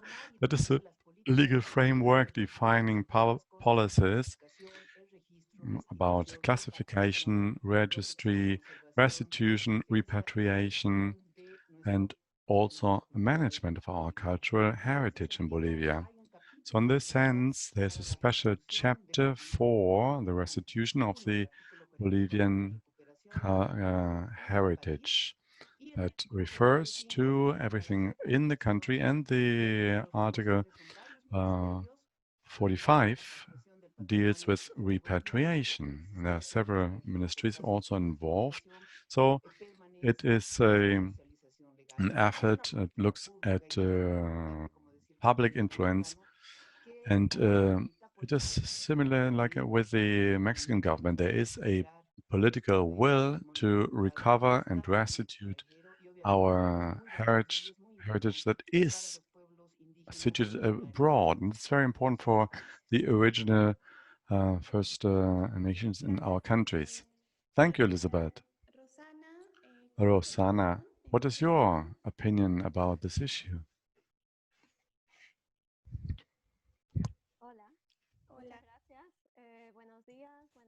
Thank you so much. Good morning, good afternoon, good evening to all my friends who are listening to us. Thank you very much for the invite. It's a very complex issue. I'd like to address two aspects. This year we are celebrating the 50th anniversary of the UNESCO Convention about the ban of export of cultural objects. Within this aspects, the Peruvian government was very much dedicated to have these objects back to Peru. I think Argentina is the first country to give back most of the pieces. Last year, 3 pieces came back from France, but we know there's still a lot of work to do, and we know which routes, which these pieces of our made these pieces leave our context. But when it comes to the legal framework, when we talk about the year 1822, the General José San Martín, and when he issued directive, when it's about objects that were taken away 100 years ago, and there weren't any international regulations about that. But there was on a local level a legal framework that made this impossible and illegal. But talking about this context, and within this context, the fastest way that Germany will give this back, elements, objects that come from other cultures, and in order to have these voluntary back, on a voluntary based back, this we would very grateful for that. But as Elizabeth addressed it, would be to have to file documents and to go via the German legal situation in order to have a restitution. But I think we have to do that in order to have our heritage back in our context. Thank you very much, Juana. Manuela, you'd like to address this issue? When I talked about the directives issued by the museums, there is a process, and there is an awareness about the provenance in the anthropology. There are research programs, it's on the political agendas,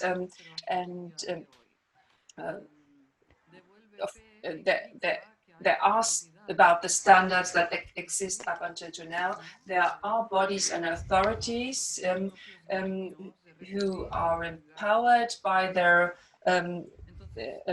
own authorities to take back these objects. We have to remember that during the last 100 years, there was a context that made it possible to collect art, but the political context changed, and there's a competition between institutions and states. There this may result in new conflicts when it comes to the restitution.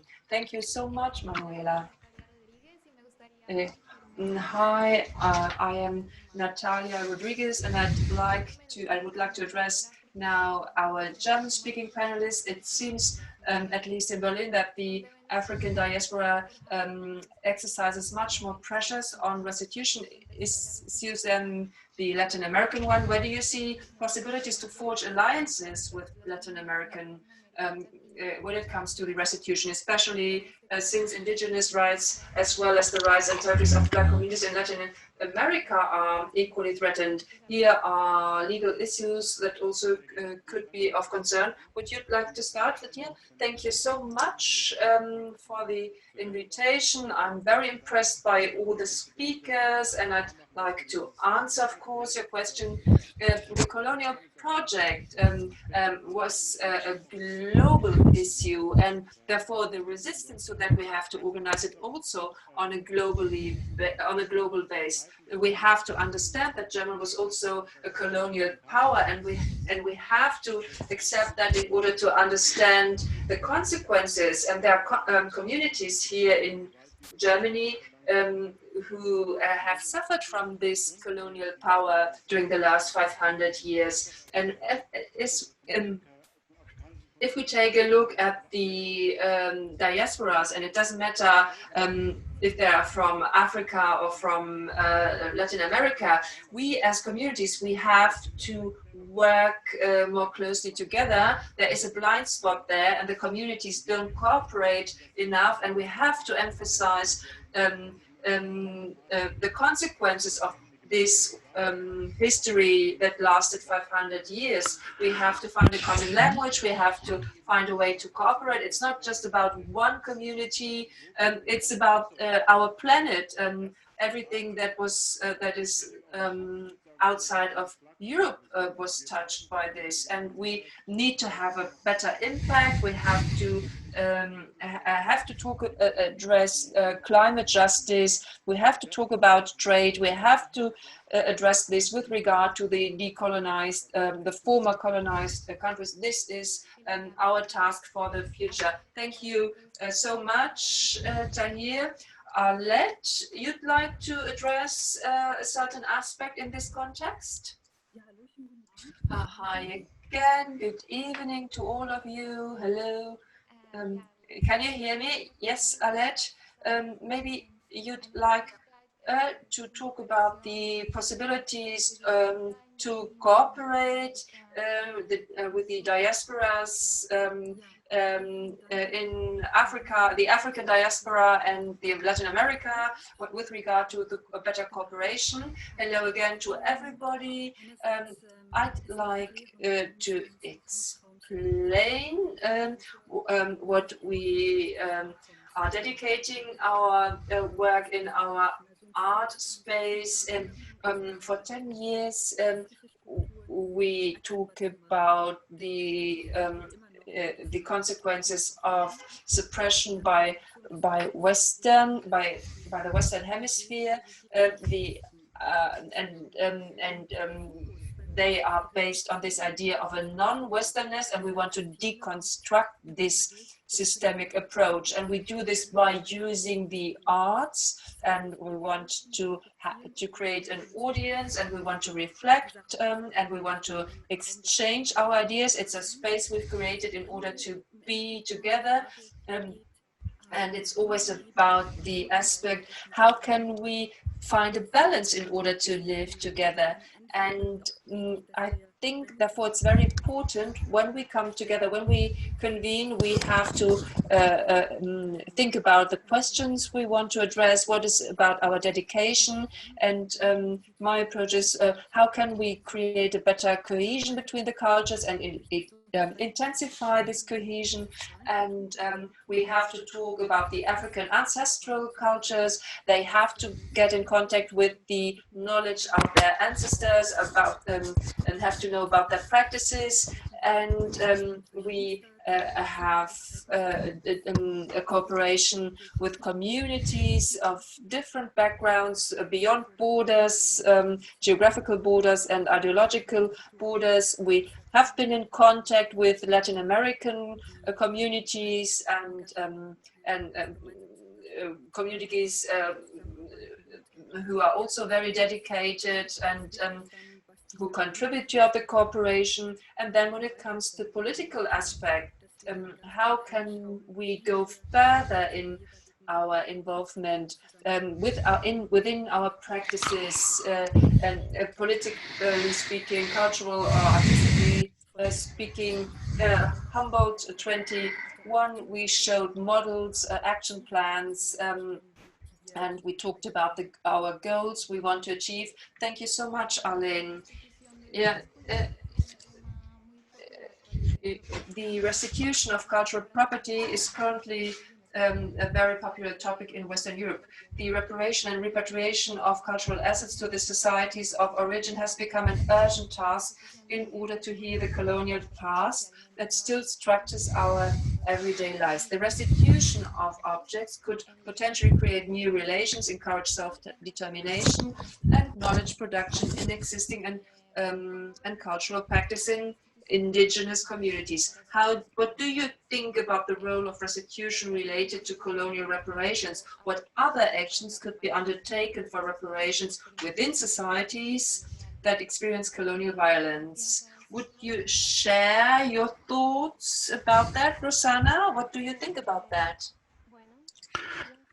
Okay, I think that a restitution would mean to look horizontally and not vertically, as it has happened during the colonial times. There's a need to cooperate at the global level, not only to restitute certain objects. And the fundamental issue is the memory and the restitution of the location. Memory is a mind work that looks back at history, and it allows us to retain past experiences and bring them to the forefront. So memory is an expression of what has happened, and it's also a kind of learning process. But what happens if it's fragmented? At the same time, objects which were extracted need to be restituted to the place of origin. They need to go back to their contexts, landscapes, climates, people. In this sense, I think there are many possibilities to work together. In Peru, we have already gathered experience cooperating with the German government. For example, in 2008, the German government announced a donation to create space of memory in Peru, which dealt precisely with the memory of political violence between 1980 to 2000.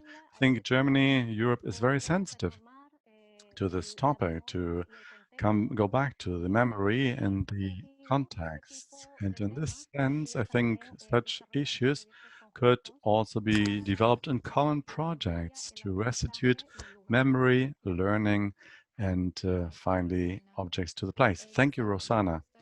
Elizabeth, would you like to say something about it? About the restitution?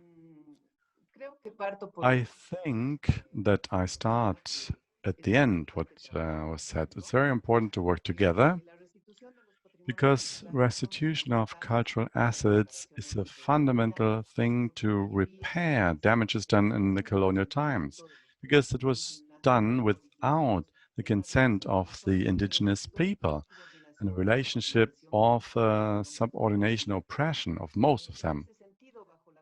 So if there's this motto to restitute or to repair, it is clear that the cultural heritage is important for the original people of our region. Therefore, repatriation of the remains or rests of looted objects is important, and to show to all activists that they should go on working to recover and repair the damage done in the colonial times. And, of course, asking forgiveness and to do this together. But it is a common will to restitute in order to repair. And it also needs to be based on understanding that cultural assets are part of the history, of the life of lived people who continue living in our region today. So what do you think about Xokonoschtletl, about the restitution of the objects in the past? Well, honestly, I don't like it when they speak about colonization. It was an invasion. Our countries were not colonized. They lived here for as millions. It was an invasion. That is the truth. Secondly, if not everything comes back, then the wounds remain, and it will be very difficult to get over them. It's 500 years of history where our peoples were looked at like slaves, even like animals, taking the eyes out, cutting their testicles off. That is something where they say Latin America. Well, in our country, there are millions of people who do not speak a word of Spanish. Why should they be called Latin American? Because we don't speak about Latino Europe.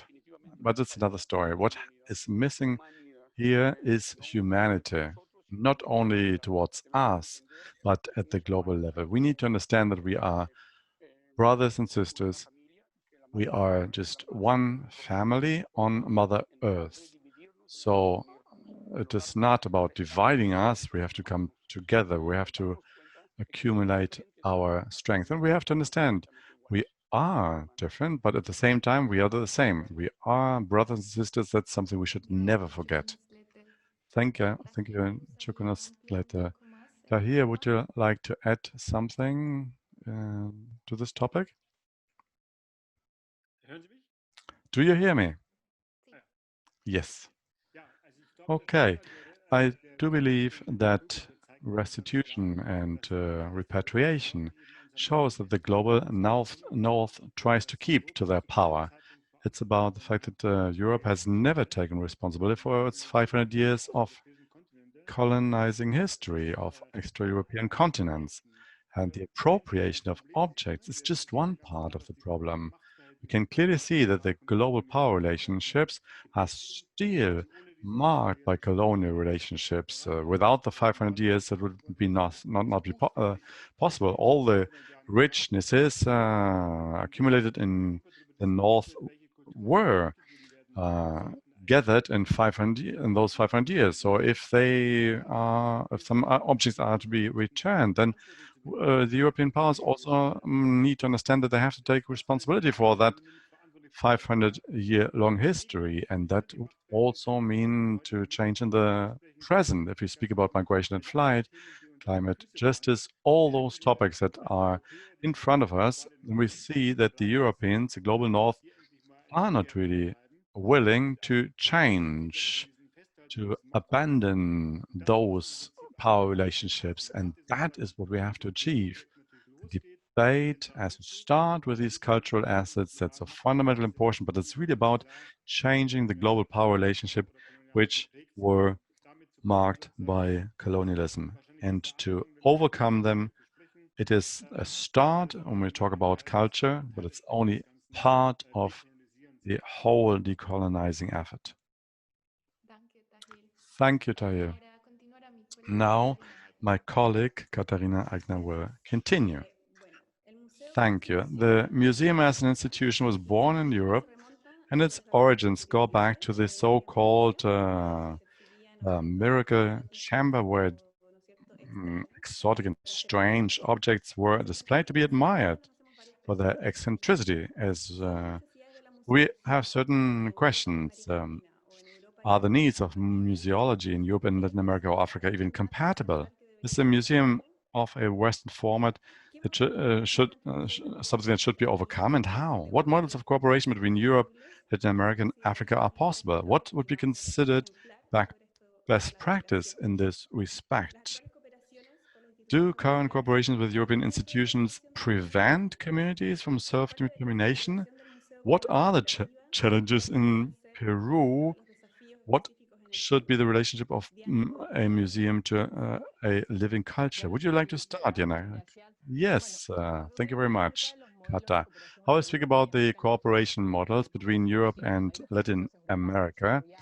Museums in Europe have done a great work in conserving and taking care of certain artistic objects, but it was always kind of avant-garde. And that has also provided a support. Many museums abroad have in their collection certain pre-Hispanic or other ancient pieces of art. So it's very important that the museums create a network and interconnections.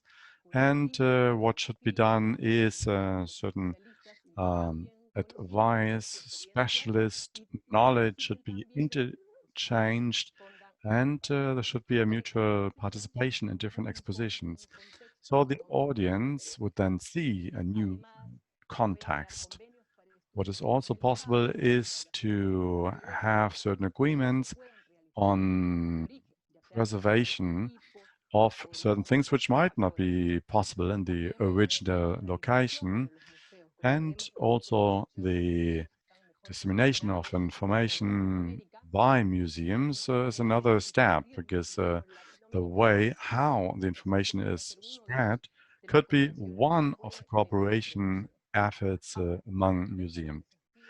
Now, when it comes to challenges, also in Peru, I think for the Peruvian museums, the museums have to be able to cover their costs. That is a complicated thing. Not all museums are able to do that unless they have the financial support of some private companies. Another challenge for Peruvian museums is that there should be a broader interest of our audience, of our national audience. So I would like to see visitors, mainly from our nation, who would identify with this culture exhibited in those museums. And also itinerant museums or exhibitions could be organized to take the objects to different parts to make them known. Sorry for interrupting you, but we have to continue with the other panelists. Manuela, could you tell us how do you see, from your perspective, what the cooperation is like and which path to follow? Well, I think a museum is a European invention, which was then brought to the rest of the world. And in Latin America, many national museums were founded after independence 200 years ago. At that moment, the museum contributed to create their own identities with certain connections to a pre-Hispanic past. In Brazil, it might be a bit different.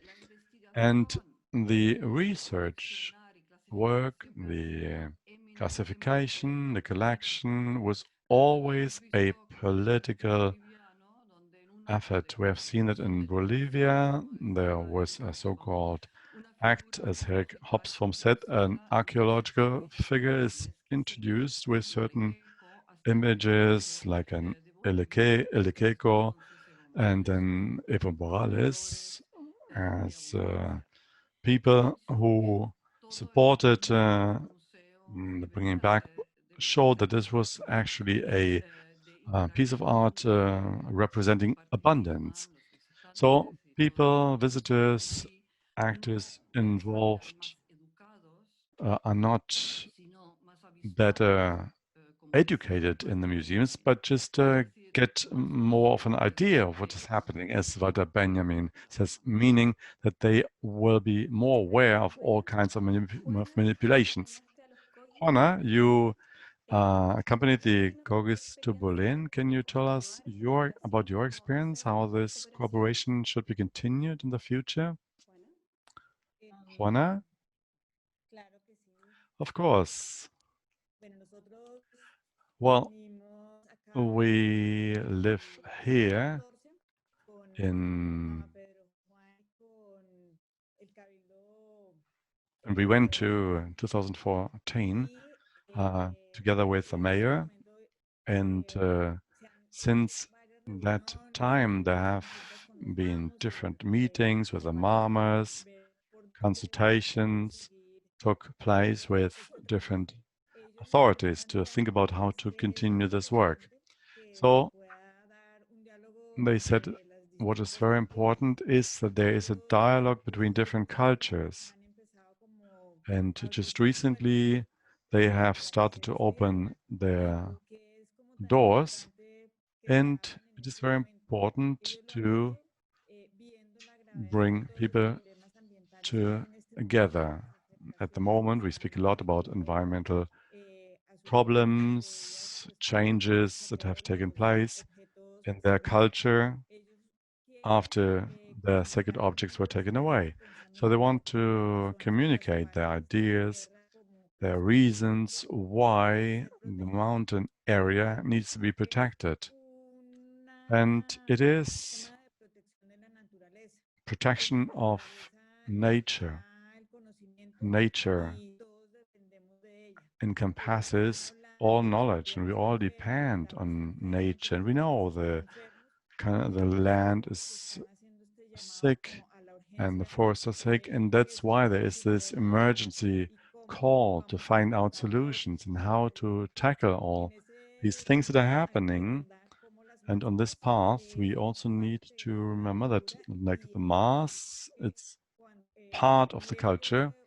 And if you lose one component, something sacred, then some knowledge, spirituality also goes lost. So this kind of work is then restricted. In order to work and cooperate, I would say we have to have consultations, meetings, understand that we live in different times, the space of the meetings are different, and we need to understand that we need to learn to listen to each other again. Okay, thank you very much. Arlette, möchtest du vielleicht was zu den Kooperationen? English. So. Arlette, you'd like to talk about this? Arlette, we can't hear you. Is it better now? Oh, thank you. I'd like to start saying that museums is nothing that was invented by Westerners, and democracy is nothing that was only invented by Westerners. Talking about museums, you understand that museums is nothing invented by Westerners, because if we look at the criminal elements in museums, we see that this is something that goes over and about centuries. Last year I was in Senegal and I went to a collector's shop, and I met a collector, and he had inherited this from his father. And yes, when it comes to museum, we see, for example, the library of Timbuktu. The Greeks traveled there before the invasion and before they started their criminal acts, because they wanted to have knowledge. And when we see and look at how Africans live their culture and their cultural traditions. And when we have a glance at museums in these dimensions, culture is vital. Culture is something that is lived, and this is nothing that stops to exist, and you can show and showcase. They still exist and continue to exist, even if you do so. So I'd like to give you one example of these practices. We call them the creoles, for example, in Africa, and we have also an example in Rwanda. And there is also a scholar who Ahutabiba is his name. When an elderly person dies in Africa, a library burns. And the question is, I'd like to question cooperation, how to deal with criminals. Is it really possible to cooperate with criminals and delinquents? I think in this context, it's about criminal acts, and we can't continue with this viewpoint of criminal acts, and therefore I don't think there is any possibility to give a voice to Germany in this context. What you can do is, after recognizing this criminal element, then we have to open spaces for cultures in order to make them found their identity, and then have the cultures go back to their identity. Thank you very much, Arlette, and now I'd like to give the floor to Helga, to my colleague. Helga, as we all know, most Latin American countries are still very colonial in their real politics, and very often they fail to protect indigenous people who are exposed to post-colonial violence through land grabbing and exploitation. Earlier today, new ethics of relations between parties involved in restitution processes were mentioned. Another aspect of it is the issue of representation. Who is talking on behalf of whom? Who claims the restitution and who profits from it? Very often the societies and communities of origin have been so disturbed through colonial violence, and are being disturbed as we speak, that they cannot represent themselves efficiently in these matters. The question is, how could the restitution processes be used to improve representation politics and practices? What is your experience and take on that, Elizabeth? How could communities profit of these processes?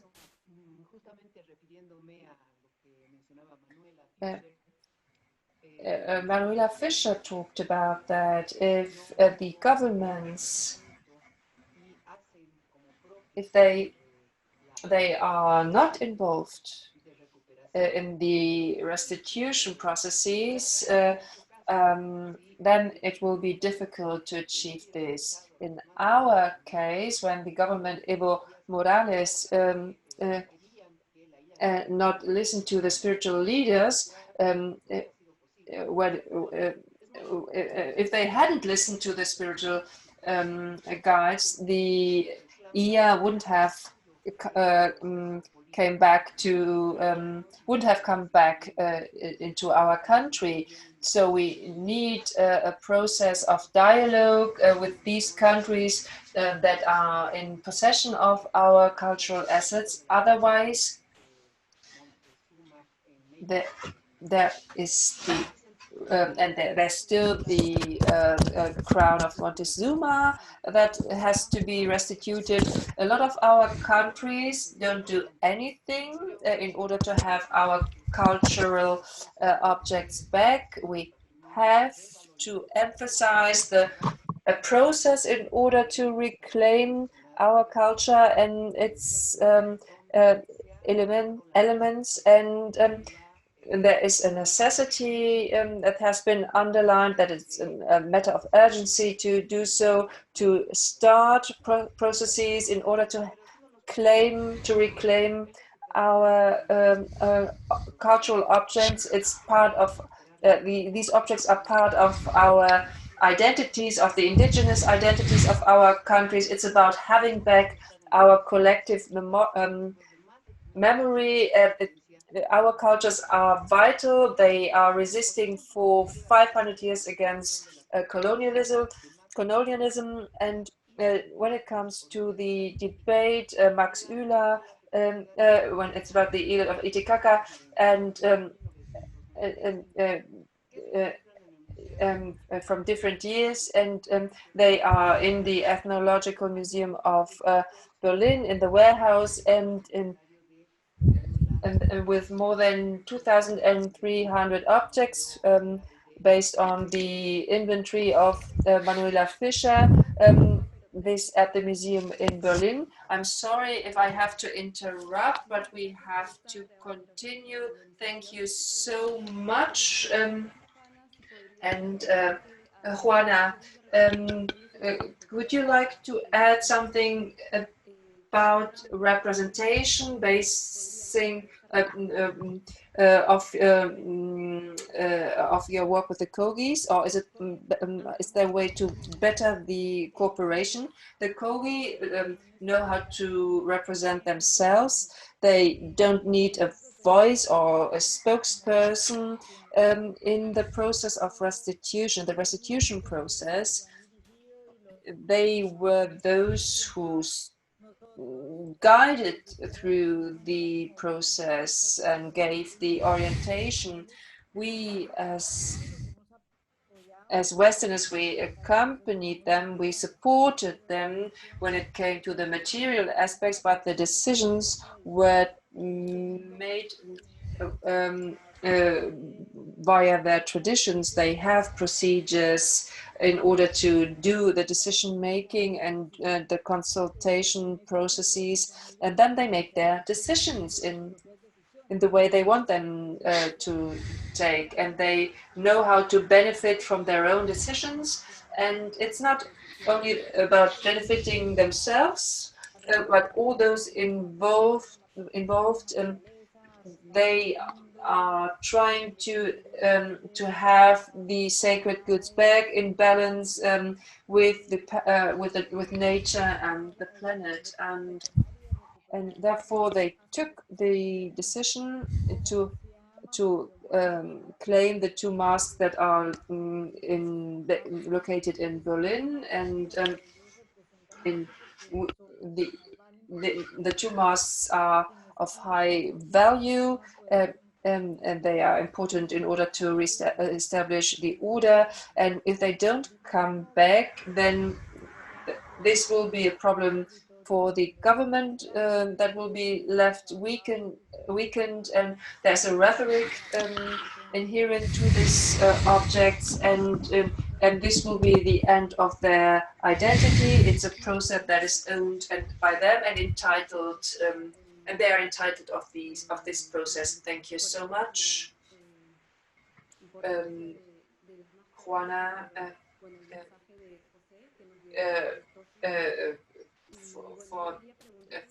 We've heard also the message of Jose 2 days ago, and I'd like to ask Xoko, would you like to add something from your perspective? Are you in good terms with the Mexican politics related to restitution? Do they do enough? In Vienna, there is a museum about all the cultures of the world, but they don't have a museum based on their own culture. The original villages are represented by the governments, and they want the governments to start the restitution claim process, and the Austrian government asks the official representatives, the Minister for Cultural and Foreign Affairs, for example, the government, and they didn't do so. And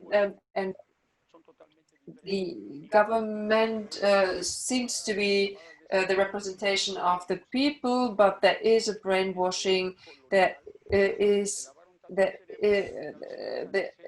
It's a colonial brainwash, and they are embarrassed and ashamed of what they are. There is not a real understanding between the government and the people, and therefore the indigenous of the people, they don't know enough about the technology we are using currently. Some of them don't even have access to water and electricity. Some of them don't know that people speak different languages. They don't know about the meaning of their country's name.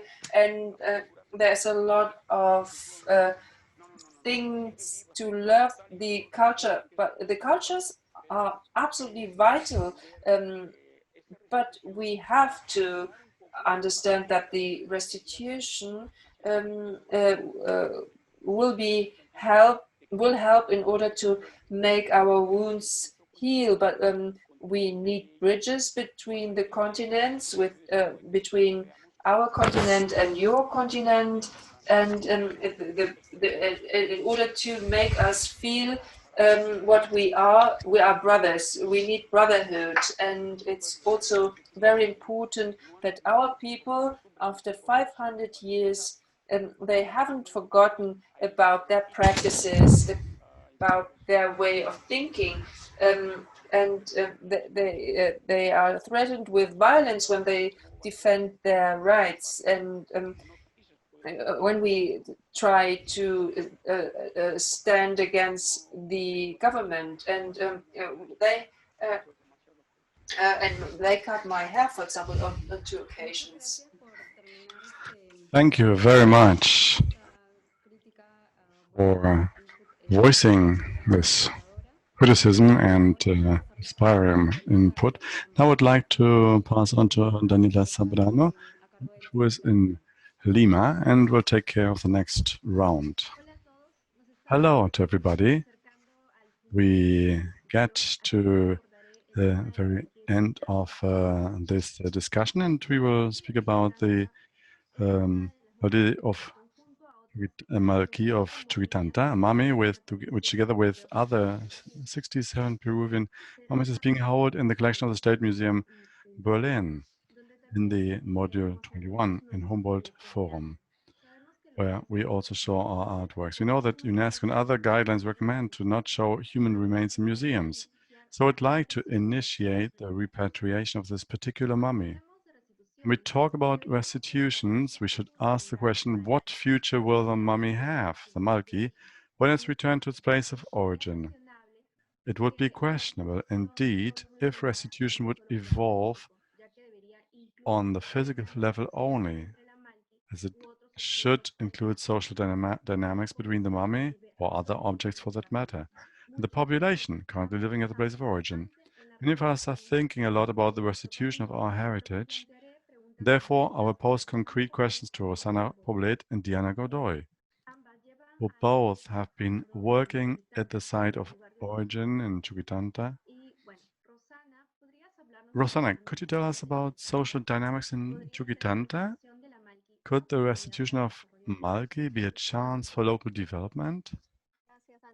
Thank you, Daniela. Yes, definitely. Chuquitanta is a urban rural zone in the north of Lima with people from all over Peru. It is an area which is quite special. The sea and the valley come together, and they need an integral recovery to promote this population. And the sea area, Chuquitanta, where the Malki comes from, it's more than a desert point in the desert. It includes 2 regions, Lima and Callao. And it also includes 2 provinces, the constitutional province of Callao and of Lima. And there are 5 districts in both San Martín de Porres, Puente Piedra, Los Olivos, Ventanilla, and Callao. So if we say Chuquitanta, we refer to the lower area of the Chillon River, and that's almost 2 million of inhabitants on both riverbanks. And they have suffered from a loss of the ecosystem in the last years. Many agricultural land went lost. In the last 10 years, different proposals were forwarded how to have a new planification of the territory and how to recover not only the landscape, the cultural landscape, but how to work directly with the population in participatory workshops. That proposal was done in 2012, and the project is officially called Creation of Projects in the Park of Chuquitanta at the Chillon River, the metropolitan area of Lima. The project is approved, and we now need the second part of it to implement it. So this project includes also planification of an on-site museum. So we do want to connect it with the other 4 huacas of this valley. So it's an urgent project, not only because of in terms of culture and recreation, but also to recover our memory and the population of Chuquitanta is ready to go for it, because for the last years they have asked for this kind of project. So it would be very important and significant that the people of Chuquitanta, of all Peru, knew about the vestiges of the archaeological park that exist here and how our ancestors buried their people to let them go to the other world. All this we need to recover. And there are projects being developed which might perfectly support this purpose and ensure that these vestiges are part of this development of the population in the north of Lima. Thank you very much, Rossana. Daniela Godoy, what would be the role of the museum Andrés del Castillo in the case of the restitution of Malqui? How do you envision the re-socialization of Malqui on ground? What would happen? How would the museum approach the community? Okay, as I already said, Daniela, one of our aims at the museum San Andrés del Castillo is also to show this heritage and create cultural spaces in the museum and on site of the archaeological spaces. So we have some experience in different parts of Lima and also in Puno. So this gives us an amount of tools how to create a museum. Now, the special place, El Paraíso, is something where we want to create a museum on the ground where a lot of excavations happened all over those years. So they were very valuable objects. So CIFA is an institution, it's a research center in those arid places where they have a lot of collection, a huge collection of certain objects with the archaeologist Barjeda, who have been working in this area, and they found a lot of vestiges of great valor. And to implement a museum in that area of El Paraíso, that would be a possibility to integrate also things that were excavated in recent years. That was done together with the Ministry of Culture. So that would be an appropriate place to hold them. Now I would like to include another element, just like in the zone of Chuquitanta. It's a very large zone. It's not only El Paraíso, it's between Lima and El Callao.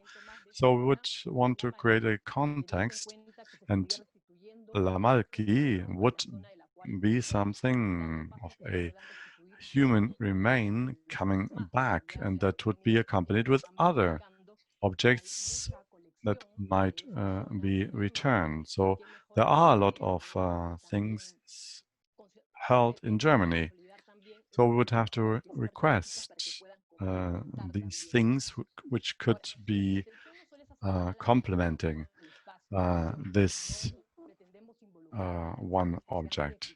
So we have to request knowledge, work with the citizens, and create that memory for our museum, which should serve as a tool to find out what our ancestors did, how they lived, what they were. And Friedrich Engel and Bernardino Ojeda, these are the pioneers, researchers who have done a lot of work in El Paraíso. And at the moment, due to the epidemic of the COVID-19, it's a bit difficult to also work on them. We hope that we can restart on that work and really do a big contribution to the bicentenary. Thank you, Diana Godoy.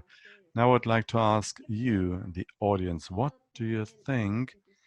What is the restitution? Does the institution of Malki make sense? Next round will be dedicated to questions of the public. My colleague Marta Incapiechari will take over now.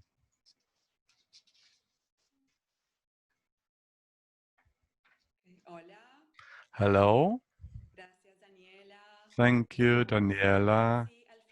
We are almost at the end, and it's time to answer some questions to the audience.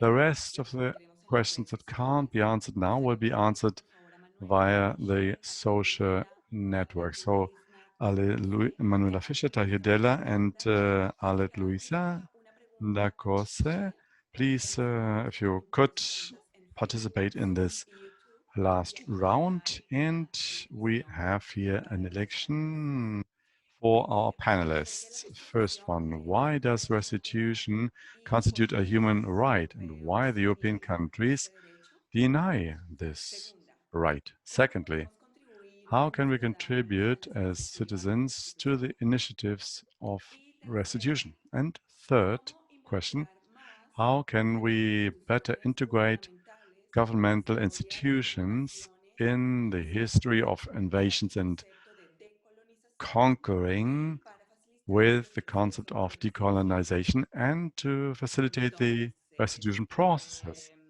Okay, so maybe Arlette, you start to answer to one of those three questions. Would you like to start?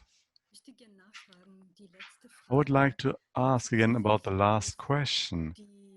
Does that refer to institutions in Western governments, Western societies?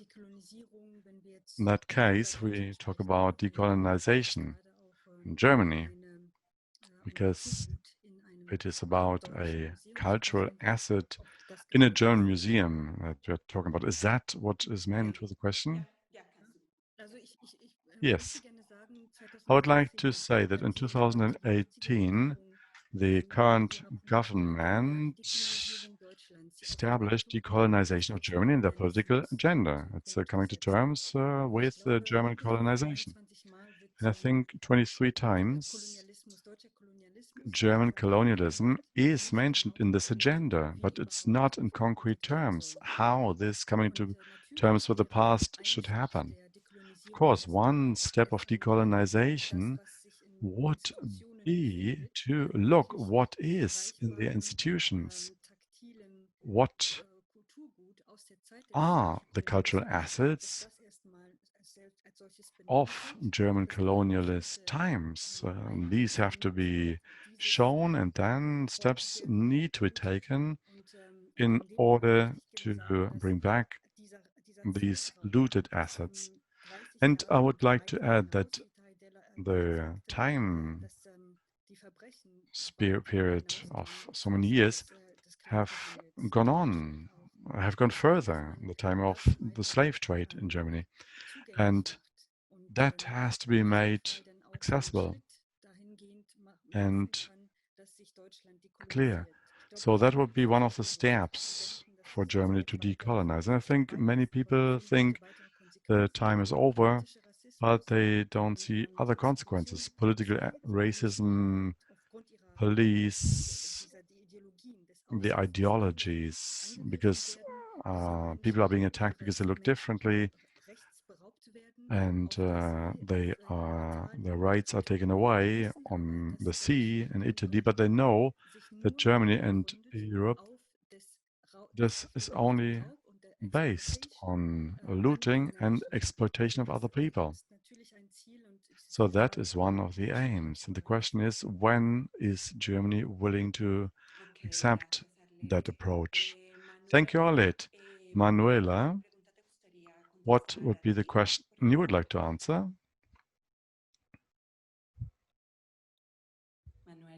Manuela, can you hear me? Can you? I think it was the first question, but I would like to answer. What was it? Why is restitution a human right, and why do European countries deny that right? Well, I believe that the problem is much more general in nature. If we look at the so-called Latin American case, the situation is a bit different from African countries which were colonized by Germany. There is a phenomenon which draws my attention, which is concerning, and it's a fact that there are no restitution requests by indigenous groups. All interventions, to call it like that, are done by kind of brokers, to say it in a general term, or NGOs, or diplomatic personnel, anthropologists, or some individual people who have an interest in it. So this is a problem which needs to be solved. We know that almost all Latin American countries changed their constitution to integrate indigenous legislation or for protection of indigenous peoples in their constitution. But nevertheless, it does not work in all countries in the desired form, so that there is a real, concrete participation of indigenous people. Furthermore, there's a problem. I don't want to go too far, but it is something I consider important. So there's a discourse, and we notice that people are just really focused on objects. It's a typical 19th century focus imposed by those brokers. That is something important that I would like to mention, because the problems of indigenous groups today are lack of access to most basic services, education, health, their own language, and participation. So sometimes I think there is a right.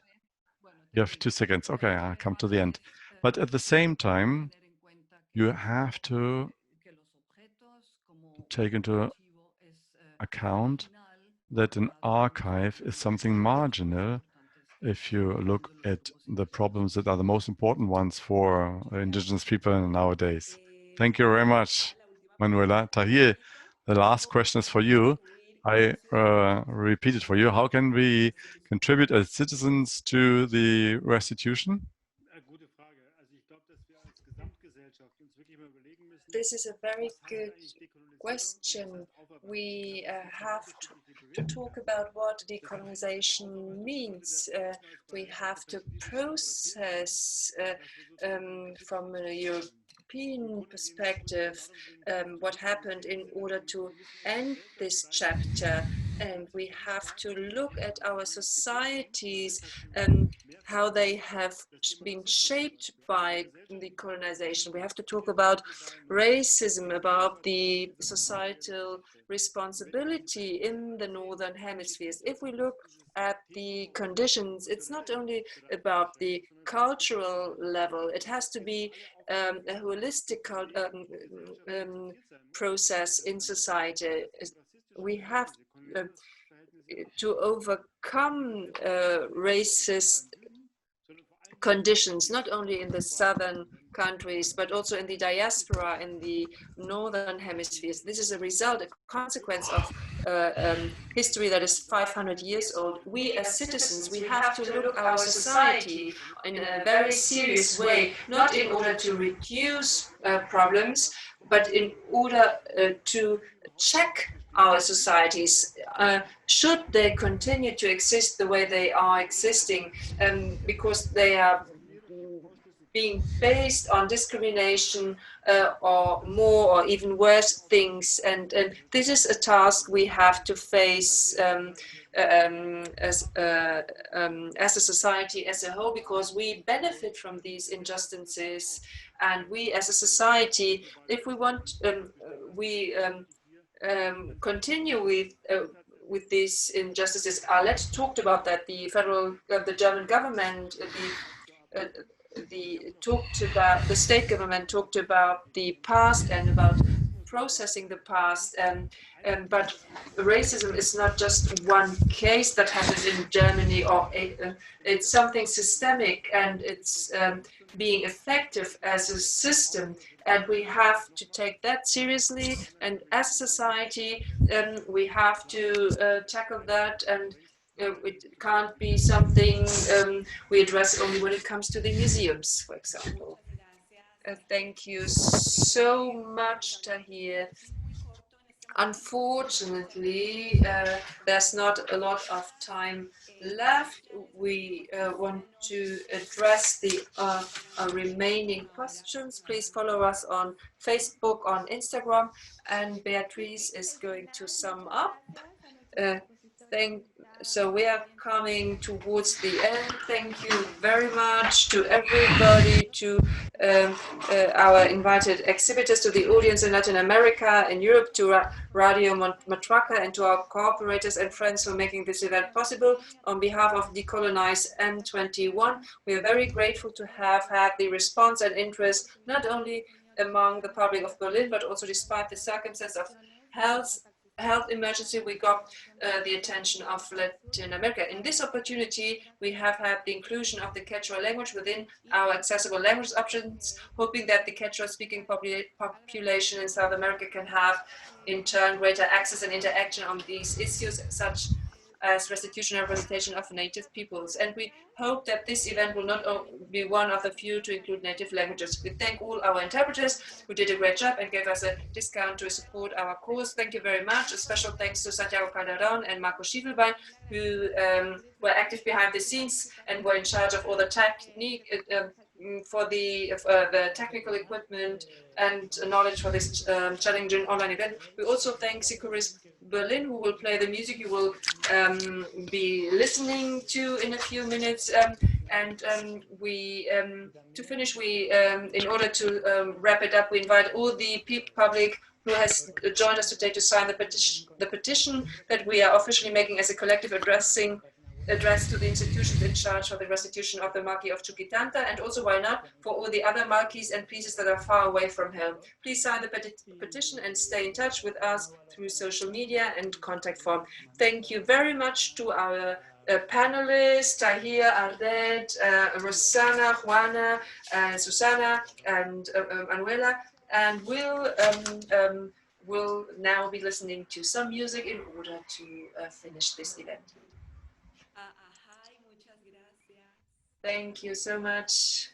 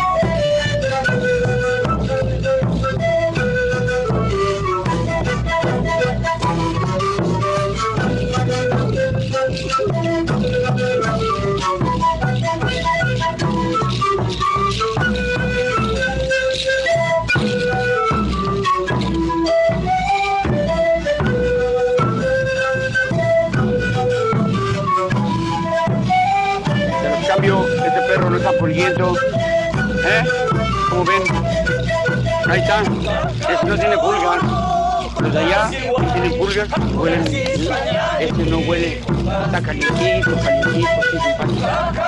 Bueno, esto es la historia, pero les dan con los perros allá, ¿no? Ahí está, saca una foto con el perrito.